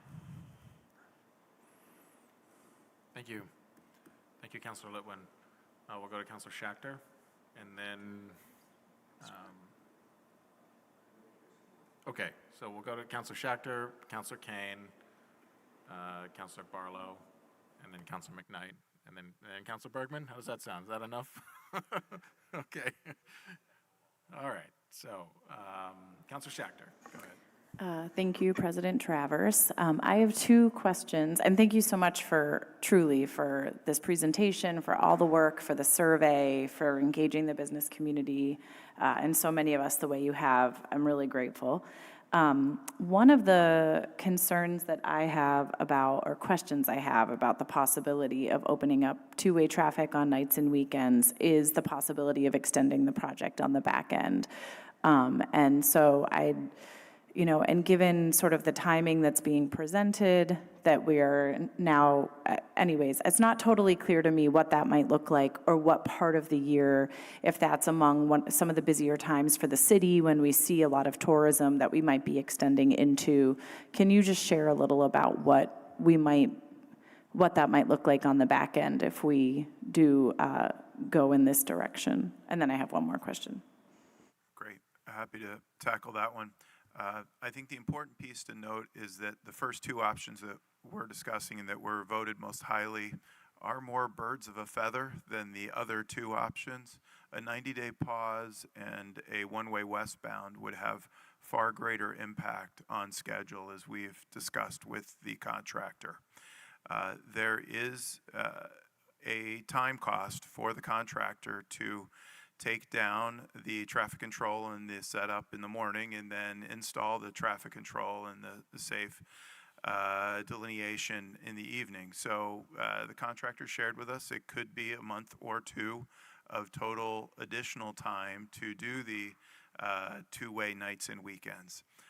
That said, this project, if it continues its current trajectory, will finish far in advance of what was in the original bid documents of November 2026. And either option, I am confident, given the current momentum, will beat that timeline. That said, the fastest way to complete this project is the stay the course option, which allows the contractor to close one intersection and two blocks as this project continues. Thank you. And my next question, which I hope isn't bothersome, is now that we know that it's viable to consider opening up to two-way traffic, is there a world in which we do that occasionally? So, like, for example, I'm thinking about July 3rd and the fireworks when we're expecting tens of thousands of people in Burlington. So when I think about the trade-offs here, I think there's times like that where it would be extra great to be able to have two-way traffic in the heart of our downtown, whether or not that, so these are some of the questions in my mind. Is there a world in which with, sufficient protocols in place around notice, expectations, the criteria for when we may or may not want to consider that, is there a world in which this could be done sort of on an ad hoc basis? Or is this something that's really like we either go or we just say we're staying the course? That is a challenging question. We have pushed this contractor already before with that for the December pause this past year. We've also done that, whether it's visible or not, as we sit at the construction meeting table and I ask for X, Y, and Z. I would say at this point in time in the year, Burlington has several events planned, whether it's a private business hosting something or it is something that Business and Workforce or the Church Street Marketplace has for events. There's numerous things happening nights and weekends, and I would actually struggle to pick a weekend where I think that something should be open. I truly believe the project area should be open weekends at minimum at this point in time, and in all honesty, as the Flynn resumes this fall, they offer so many shows, so many different nights of the week. The amount of planning that we have done to ensure that the Flynn's shows happen and people are able to be delivered to the door is phenomenal. And those are all various different nights of the week. So as we move forward, it's a great idea, but I truly would struggle to pick which weekend prevails. That makes sense. Thank you. I'm done. Thank you, Councilor Schachter. Councilor Kane, and then we'll go Barlow, McKnight, Bergman. Thanks. And I appreciate some of my colleagues asking about the finances. and the opportunity cost associated with the debt servicing. So it sounds like the true cost of this contract adjustment is larger than the $600,000 because of the opportunity cost associated with the debt. And in any case, even aside from the money, even if this was free, this contract adjustment, I have serious reservations related to the duration of the project being extended. I mean, right now we have the work crews working full days, and anything that diverts their attention for what sounds like close to an hour a day is pretty close to a non-starter for me. This is very acrimonious every month, every week, and getting this done, even if it's a month or two sooner, seems to me like it's in everyone's interest. The survey results seem pretty mixed. I understand the contractor would prefer to stay the course. So, I appreciate the work that's gone into this recommendation, but I am not persuaded by it. And I'm happy to, continue conversation about other means to support the business community that don't involve directly diverting the attention of the crews doing this work. Thank you. Thank you, Councilor Kane. Councilor Barlow. Thank you.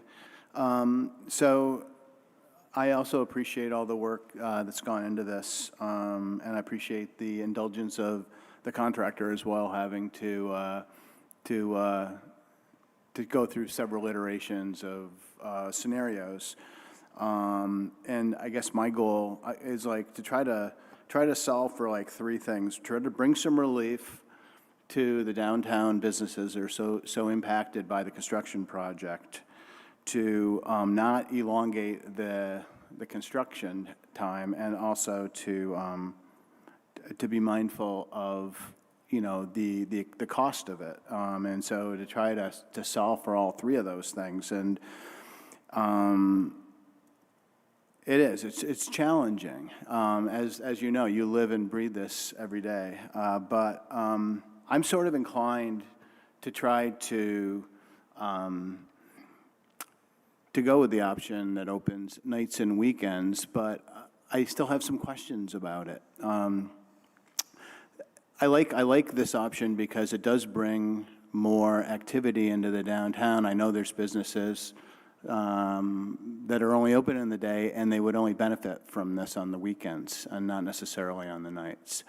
But my hope would also be that as we get further into the fall and get some of the sub-street work done, that I know you have your 3-week outlooks on the construction plan, and like we've been able to on some of the western blocks, open them part of the time and for some weeks. And maybe I would hope that we would try to sequence the street work, and I'm not the contractor, I don't know how easy it is to do, but to try to also open that block between Winooski and Church periodically. And so if we could pair that with a nights and weekend strategy, I think we could bring some significant relief to the affected businesses.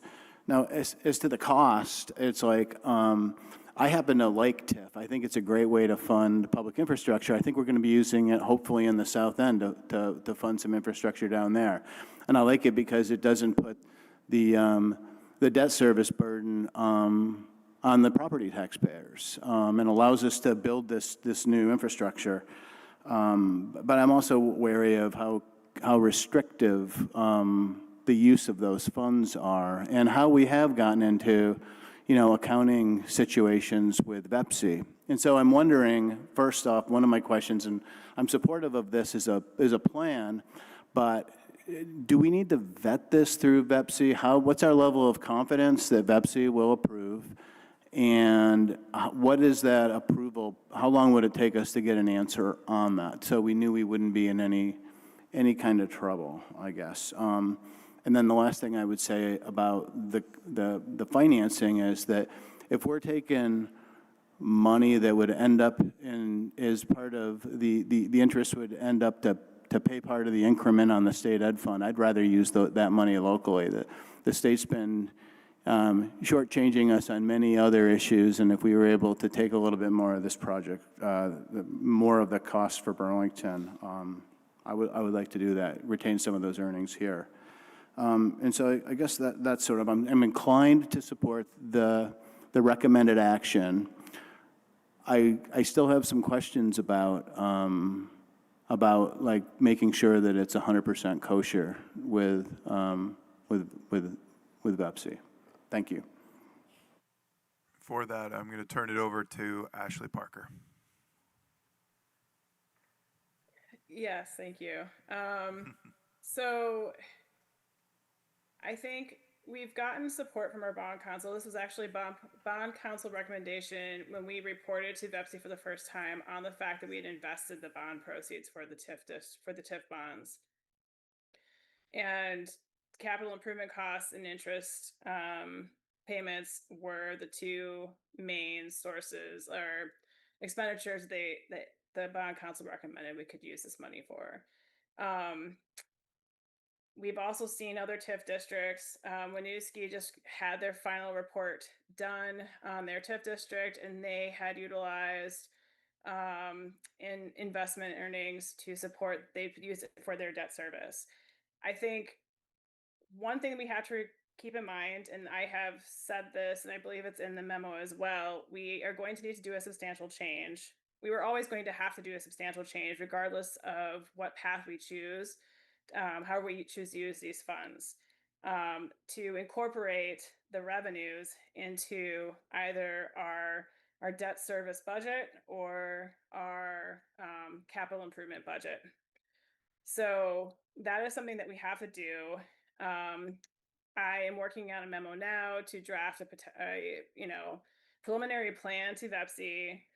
I think it's better that we didn't jump in and exclaim that we were going to use these funds for one or the other before we got to this point, because as I said before, I think having a better sense of where this project is and what it needs, I think is really important. We're in a very different position with the downtown project. I think that we will be able to collaborate with Vepsi as long as we work with them sooner rather than later on a financial plan for this and how this works into our overall budget and our modeling, to show them that this is actually beneficial for the district and for them in the long run. I think we can do that. And so, going back to Vepsi in terms of looking at their schedule, their meetings are, I believe they try to have them every month, and you usually have to submit materials a month to 2 months in advance. Right now, I've been looking at a fallish meeting timeframe because that's how soon I thought we could potentially even get on their schedule for, this one in particular. But I do feel comfortable that we have a decent working relationship with Vepsi. The issues that we've had in the past, I just wanted to note, with past audits, there was a whole host of issues that both on the state side and internally that we have been working hard to fix. And I think we've made significant progress. And I think the downtown TIF audit that came out, a year ago now, I think was a testament to that the city has really done a much better job in navigating the world of TIF. So I'm not sure that I answered maybe all of your questions, but hopefully that gives you a little bit more background in terms of what we can do moving forward to make sure that we're transparent and collaborative with our state partners. Thank you. Thank you, Councilor Barlow. Councilor McKnight. Thank you. And I just want to echo appreciation for all the hard work that you and SD Ireland have done, as well as the public for really stepping up and making your voices heard. This has really been a journey, and you might say a journey down a bumpy road with lots of ups and downs to make all of the transportation puns intentional. I've been back and forth on this and kind of didn't know at the beginning of this meeting if I would need more time to think about this or gather more feedback, but I think this discussion has been really helpful, and all the questions that folks have been asking have been helpful. And for me, I'm ready to support opening on nights and weekends. And I'll just share a little bit about my thinking on that. I reached out to constituents in addition to businesses downtown to see what, people thought about would this help them come downtown? And that answer, although we don't have an official survey for it, was a resounding yes. And so, you know, as someone who focuses on consumer behavior in my career, what I know to be true is that it's essential to get people back into the habit of just traveling on Main Street at all. And the sooner we can do that ahead of the holiday season, you know, and the leaf peeping going into the holiday season, I think the sooner is the better. And hearing Ashley talk just now, I think, I don't know anything about how TIF approvals work, but I could see that being a piece of data or information that we use in the approval process to demonstrate how effective it was, you know, number of cars going up and down on nights and weekends, and showing that that's bringing new revenue into the area that wouldn't be there. We also saw from about half the businesses that did respond to the survey, you know, were in favor of this. And the general, another piece of general feedback I got sort of outside of the specific options were just that anything will help. So, and that's from businesses on Main Street all the way up Church Street and the whole surrounding area.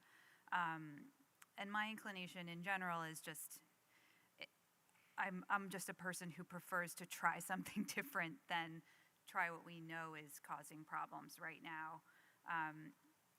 The two primary questions others have touched on, you know, it sort of seemed at one point, we have a pot of $600,000, and aren't there all these other things that we could use this money for that would be better? Couldn't we use them for direct business relief? And now that, you know, I really have wrapped my head around the answer to that is no, we can't do that.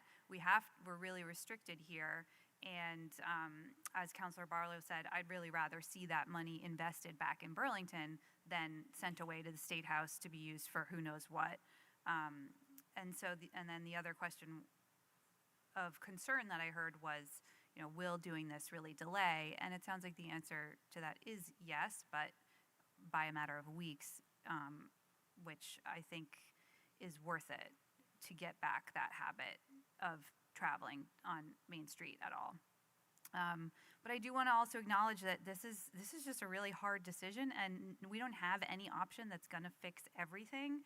And I think it's important for us to say that even though this took a lot of effort, and it's not to undermine that, but this one step is not enough to provide the relief that the businesses need, and that's why all of us are working together to really talk about a more, you know, what is really shaping up to be a well-rounded response, including the free parking that we were working on, that just passed out of the DPW commission to allow for 2 hours of free parking on the Main and Winooski lot, which is going to be critical, again, for building that habit of parking and foot traffic on Main Street. And then throughout the budget process, I think, you know, plug for everyone to tune in on Wednesday to our exciting budget meeting. But we've been working with the mayor's administration on things like bringing more events back downtown, looking at other financial relief programs. And so I just want everyone to know that there's a lot more going on outside of this conversation.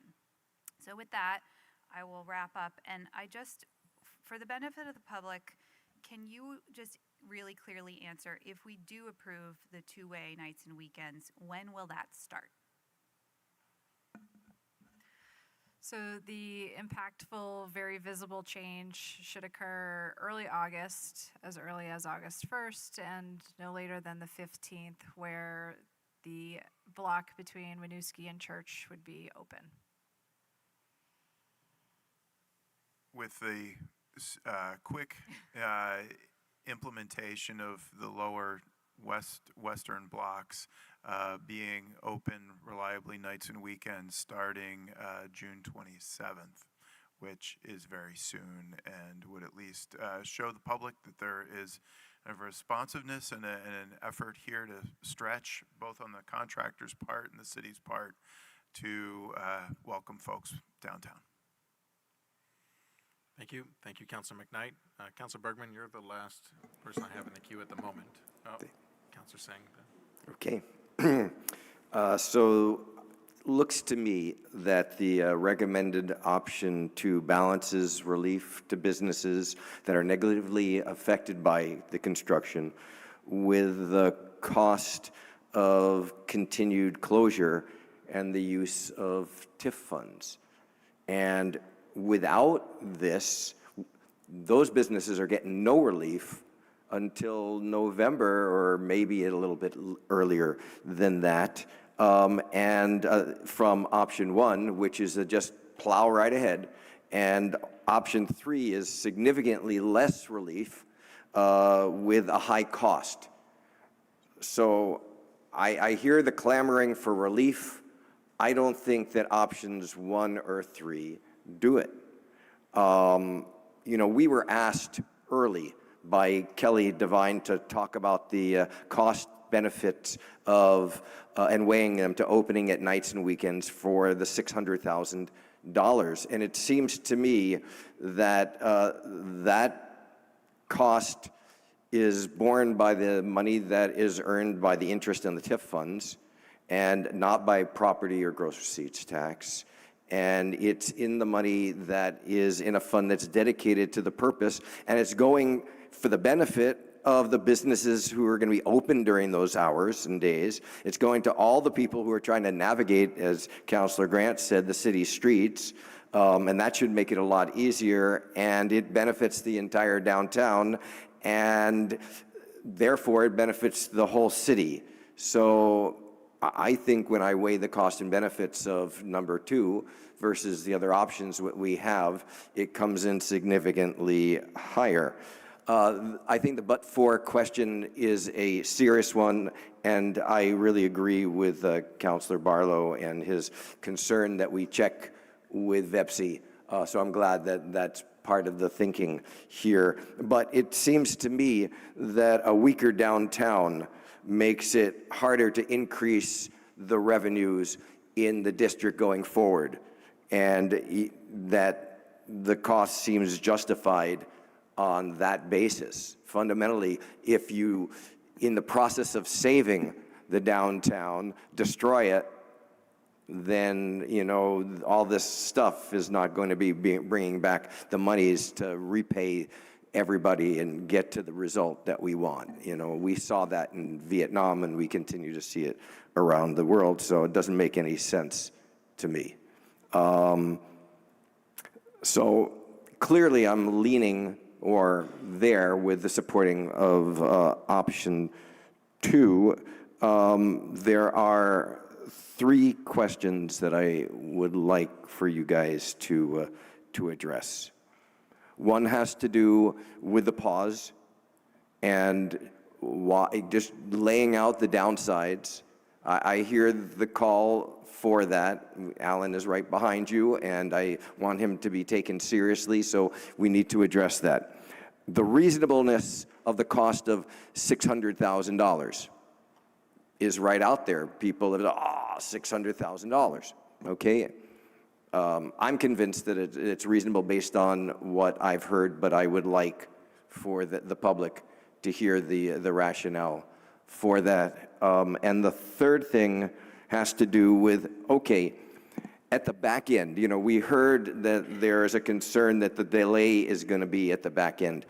The back end of projects is really different than the front and the middle, right? So if it's extended, what are we looking at the back end when it comes to the impact on people? You know, the driving, the openness of the business, all of those little things, you know, that are going to come when you're in the punch list at the end. So if you could address that, because if it is going to extend by some amount, you know, is that really worse than opening up to business now and giving the relief from now until the end? I'd be surprised if it would be, so thank you. All right, we may take those in reverse order. So I think you're correct in your kind of leap there, that the back end of construction is definitely not the same as what you're feeling right now. You are planting landscaping materials, you're planting trees, you're maybe installing some brick in the amenity belt, but your sidewalks are installed, your road is paved.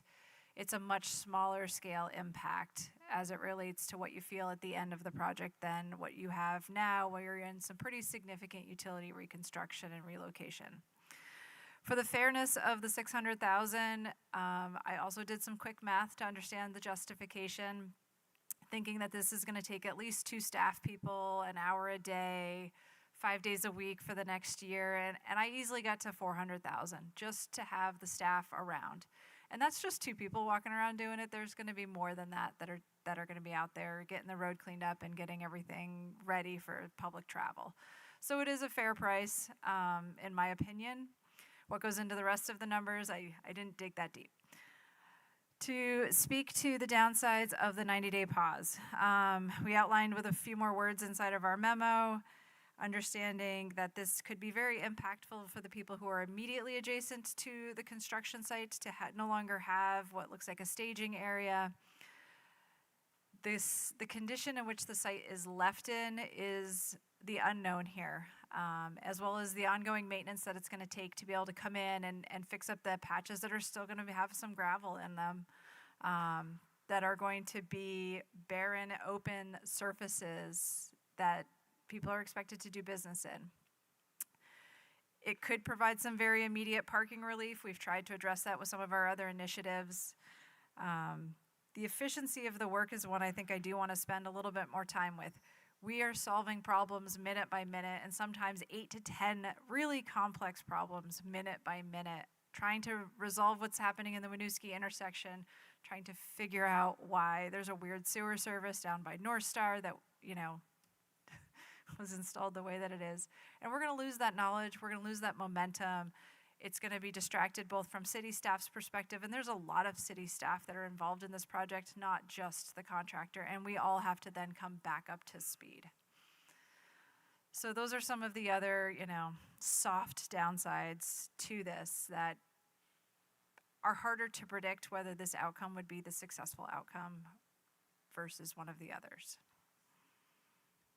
Thank you, staff. Thank you, contractors who are sitting patiently in the back row. Thank you, Councilor Bergman. Councilor Singh. Thank you, President Travers. Thank you, everybody at DPW, the Treasurer's Office, the contractors.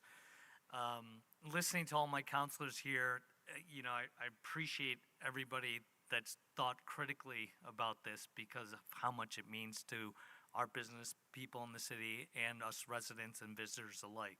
I think that's a credit to all of us, so I want to say thank you on that aspect also. When I look at these survey results, it seems there's a desire for people for having us to do something, and that what we've been doing has not been working. The 90-day pause, no preference, one way, and open nights and weekends are a call for us to do something. And we do need to do something, and that's why I'm inclined to, favor option 2. Thanks for the questions with regards to the TIF funding. That was a major concern for where I sit, and I appreciate the explanations and the questions with regards to that. But what I want to say on the whole is we need to do, this is a great start, but we do need to do more for our businesses that are affected by this. It is a lot easier for us as a city to help the businesses that are here than have them leave and try to attract new ones and tell them this is a good place to do business. We need to show them that we are here to support them, for them to be successful, because that's how we are going to be able to tackle these city problems going forward. It's going to be a lot easier. They say it in business, it's a lot easier to keep your current customer than it is to get a new one. Well, our current customer are these businesses, and we need to do what we can and do more support even just beyond this. And I think that's important that we look at that also going forward. Thank you. Thank you, Councilor Singh. Are there any other councilors that wish to speak on this item? Councilor Newbeezer.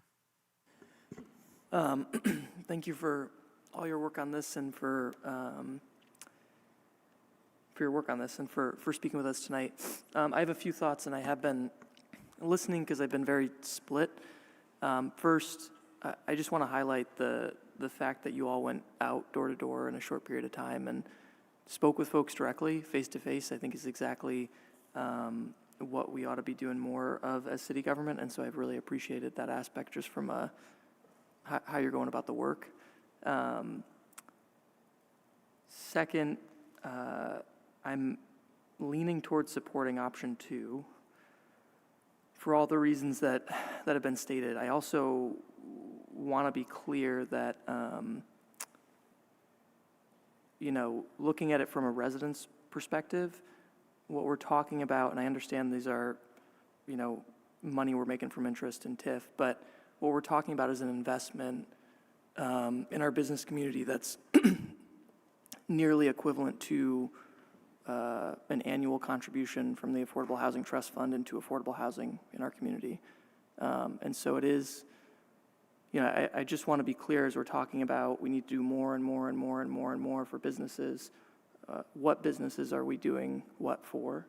Because I think there's a real difference between a restaurant with relatively low margins versus commercial property owners in our city. And so I do, moving forward, want to delineate that. I am, and I've heard, and I know there's some discussion about handing cash directly to businesses. I'll just note that I'm skeptical of that approach, because as soon as we start saying we're going to start handing out cash for free, I guarantee every business in a 50-mile radius is going to come up with a reason why we ought to hand them some free cash. And I'm very skeptical of the idea that we ought to be socializing all of the risk and privatizing all the financial benefit. That said, I have had conversations, and there are folks who have made business decisions based on what we've said, made decisions about their personal finances and their business. And so when there's real impact or sort of reasonable instances where we can be supportive and make sure that folks aren't falling into, tens of thousands of dollars of debt personally, I am interested in continuing to talk about that. I guess my questions, and I have 2 minutes here, but my questions for you all are, one, can you briefly talk about why this project is important, just zooming out a moment, and what benefits at a very high level it's going to provide us when we're done. And then two, well,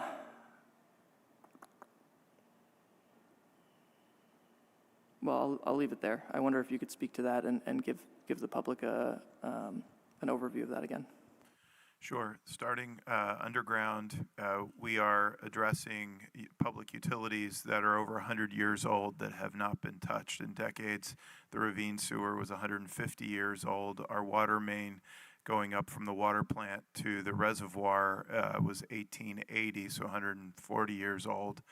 These are liabilities that would limit future economic opportunity in downtown. Post apartments that we heard tonight with CDBG funds cannot occupy unless the ravine sewer is abandoned in that section. So fundamentally, all those affordable housing projects and units can't happen over top the ravine sewer without the abandonment.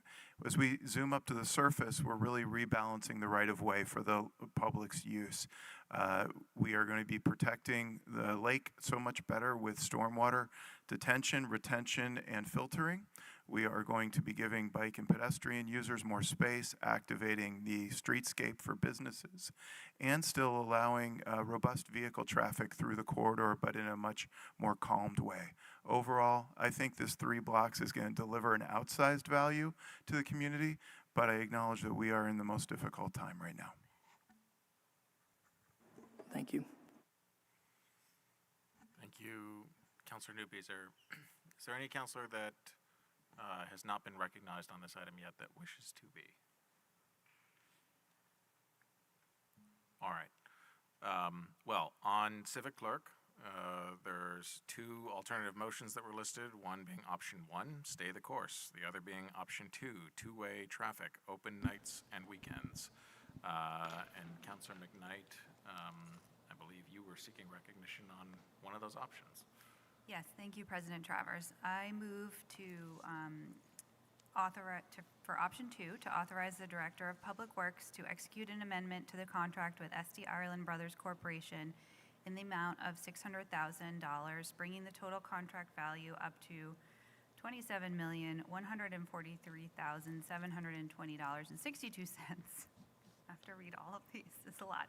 This will be funded with one of the new funding sources noted in the memo rather than the previously authorized project contingency, which consists of $2 million. I'm just going to round up to $2.6 million made up by TIF and $32,541 of wastewater capital. This will bring the total authorized amount to $29.7 million for the Great Streets Main Street project.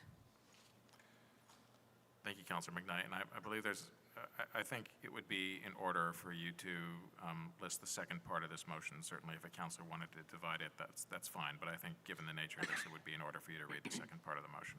Great, thank you, President Travers. And I move to authorize the Chief Administrative Officer or their designee to effect all necessary budget amendments and transfers of funds to and from the above referenced funding sources as needed to pay the above referenced project expenses and overall project budgets in substantial conformance with the attached budget transfer request. Thank you, Councilor McKnight. Is there a second to that motion on option 2, two-way traffic, open nights and weekends? I'll second. Thank you, Councilor Barlow. Is there any councilor that has not spoken on this item who wishes an opportunity?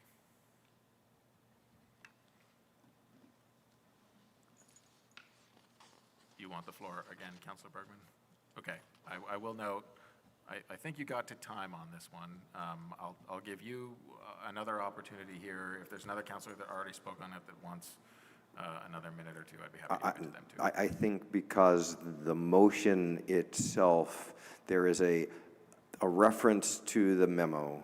The memo on page 2 of 16 on option 2 talks about the cost added to the project tentative to come, and this is the key clause, tentative to come from next season's sidewalk budget. We are not talking about that. That is in the memo. So I think that what we've been talking about is money from the TIF project.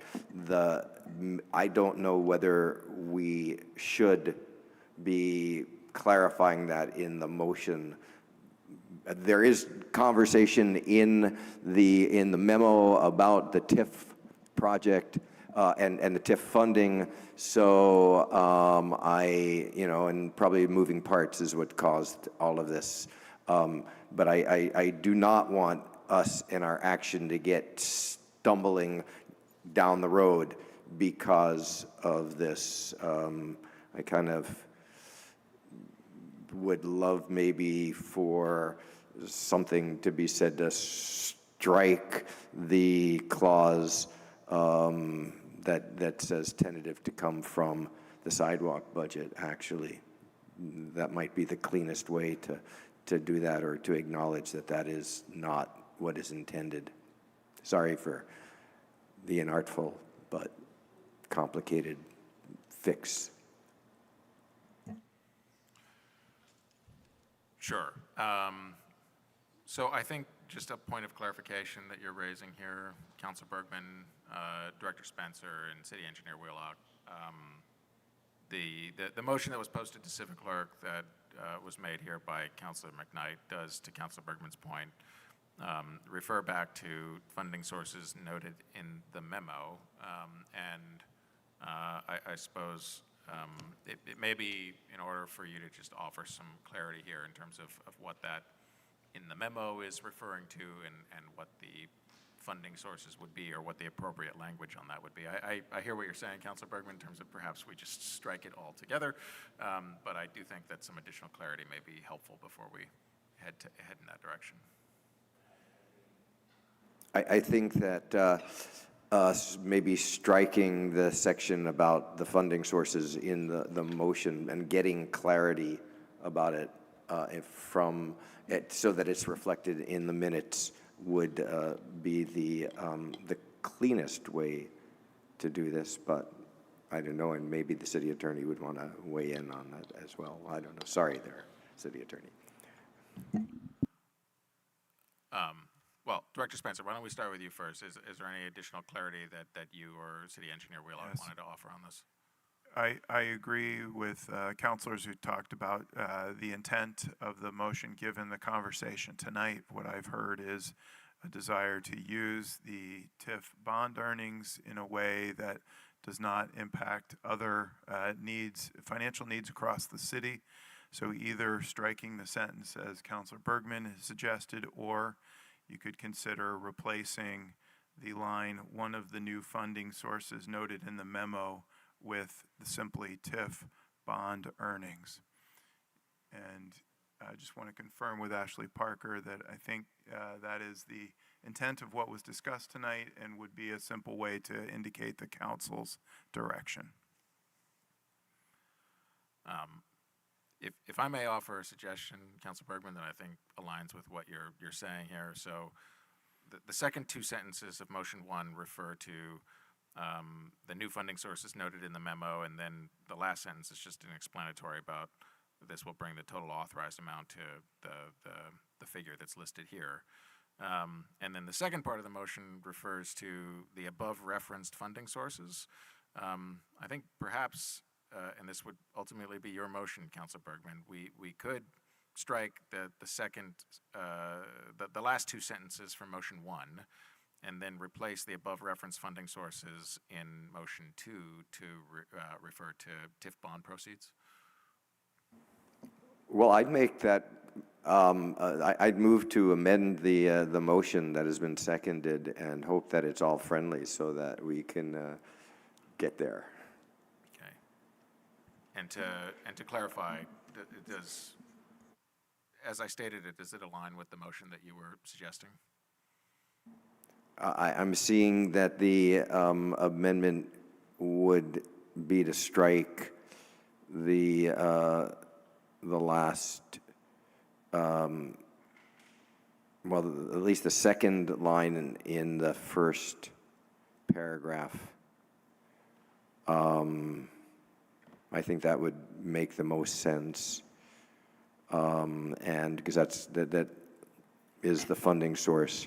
And then you had said in the second part, I'm sorry, I am forgetting what your second. The second part refers to above referenced funding sources, and so if we're striking the sentence in item one about that are the above referenced funding sources, then I do think that we would have to amend the second motion here to refer to TIF bond proceeds. To substitute the TIF bond proceeds for the, and from the, I got civic clerk blocking me here, and from the, stop that. Lori, stop that. And from the above referenced funding sources, right? Correct. Okay. So in motion two, the above referenced funding sources would be replaced by from TIF bond proceeds. I'm sorry, it's not TIF bond proceeds. Okay, thank you, Ashley. Yeah, help us. We got to get it right, so. Sorry, I didn't mean to interrupt. But it is investment earnings on the, whatever, Series 22B bond, TIF bonds. Okay. Bond investment earnings, does that work for you, Ashley? Yes. Okay, so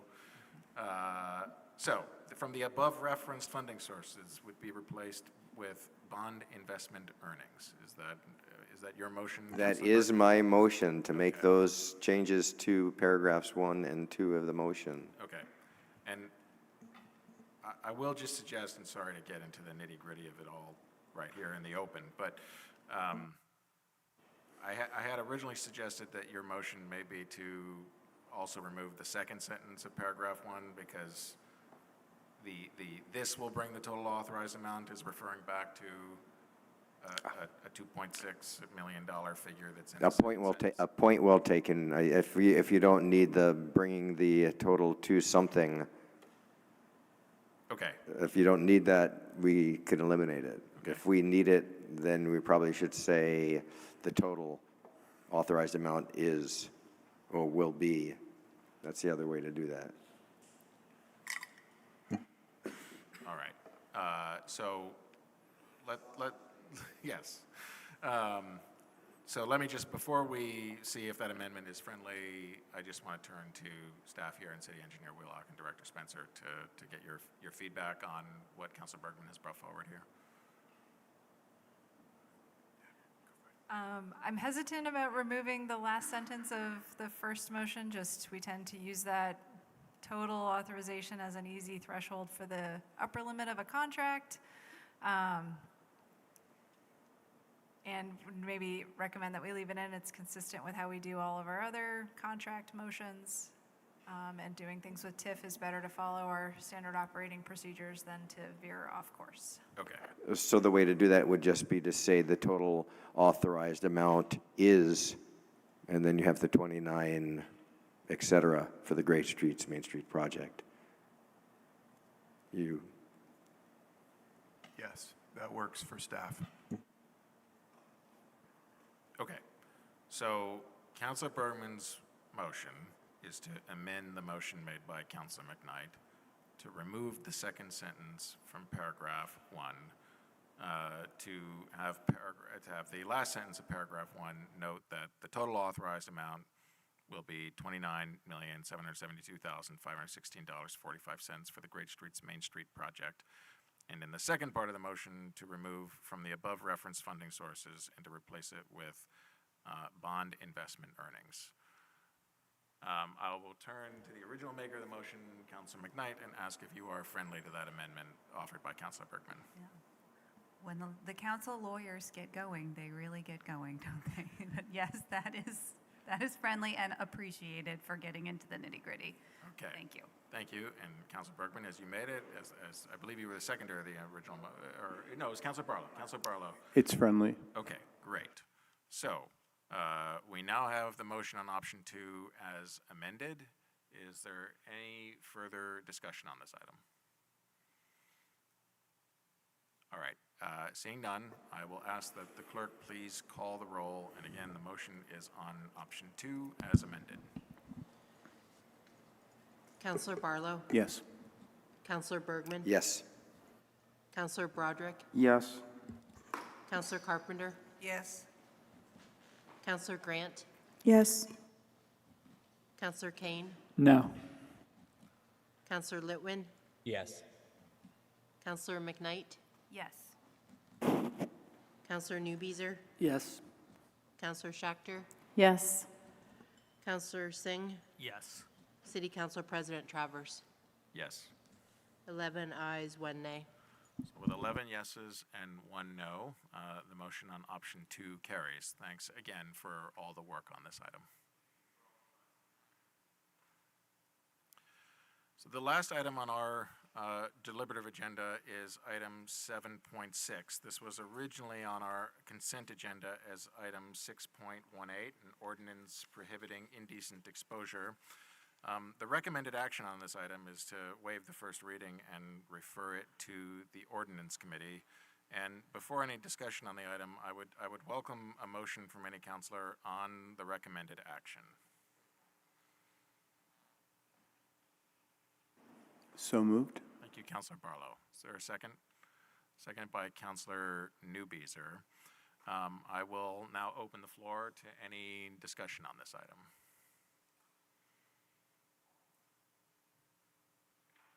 Does any counselor wish to be recognized on this item?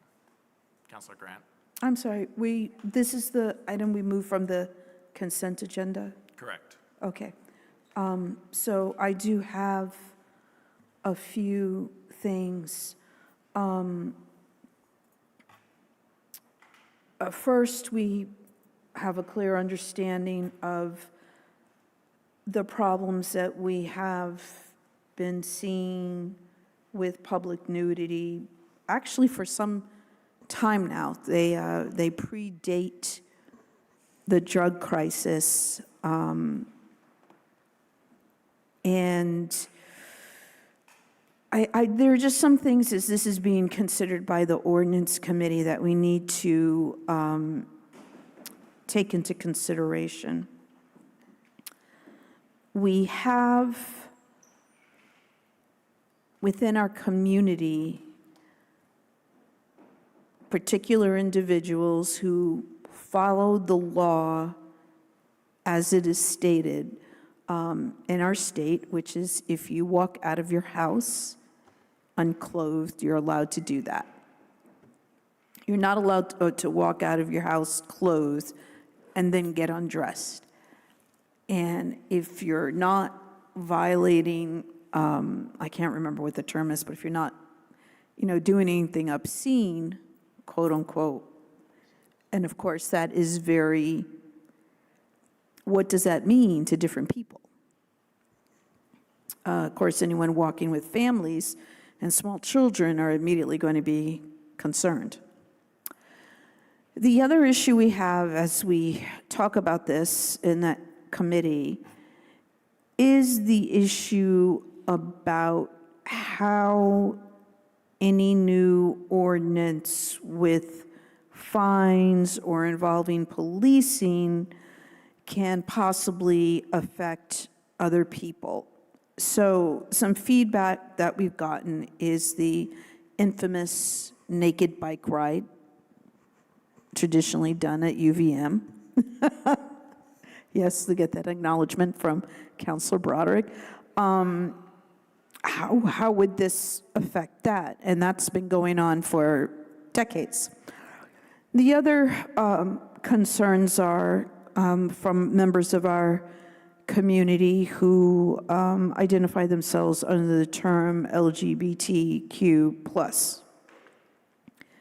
We know that when we've had pride events in our community, there are people that have certain biases that complain about these events and complain about how people choose to express themselves. So as this is discussed, that needs to be taken into consideration. We don't want to do anything that is going to inadvertently have an ordinance that people will use, that will weaponize against people because they have certain biases. They don't believe that people should be in the street expressing who they are. And so those are concerns that I'd like to make sure that are sent over to the committee.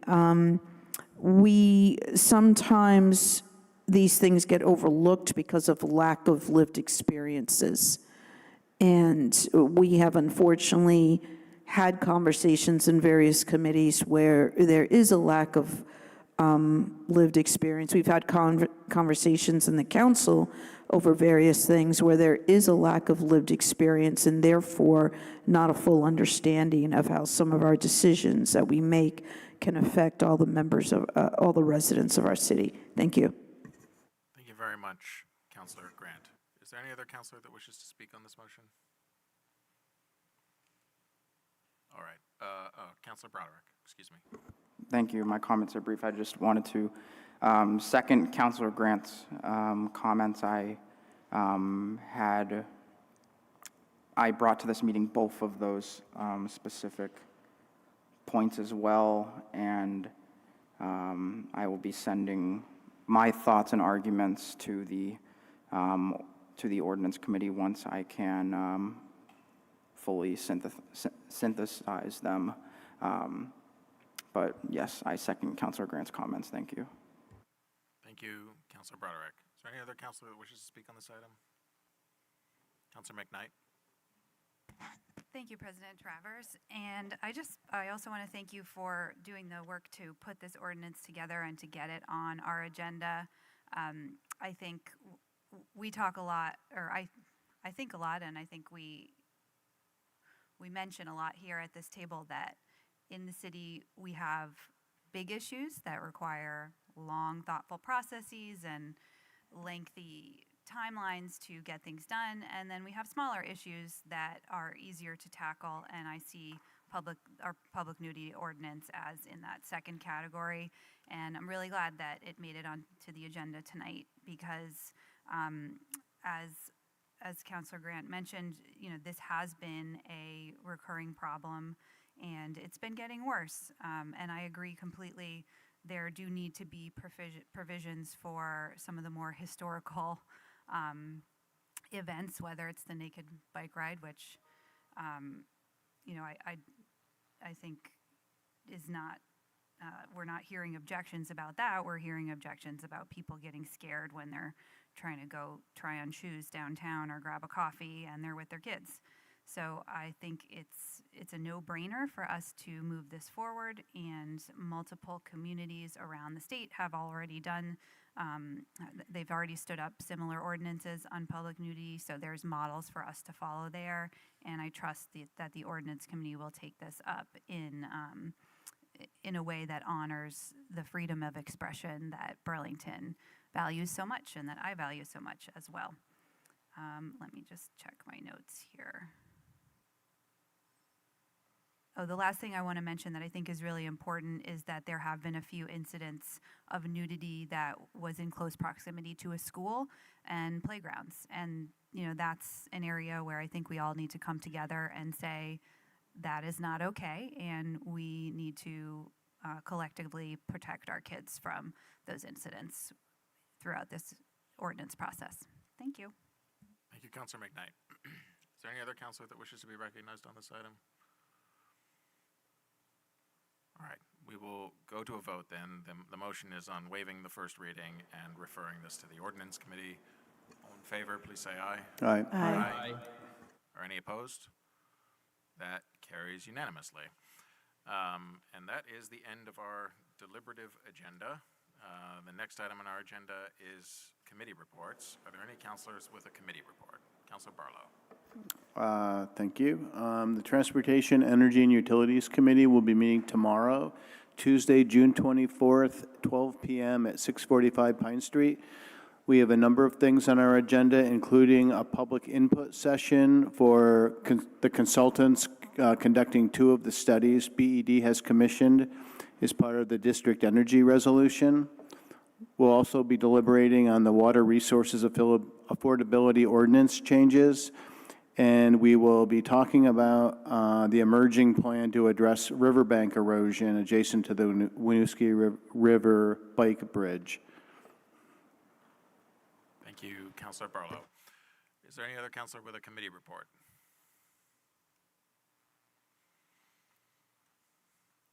All right.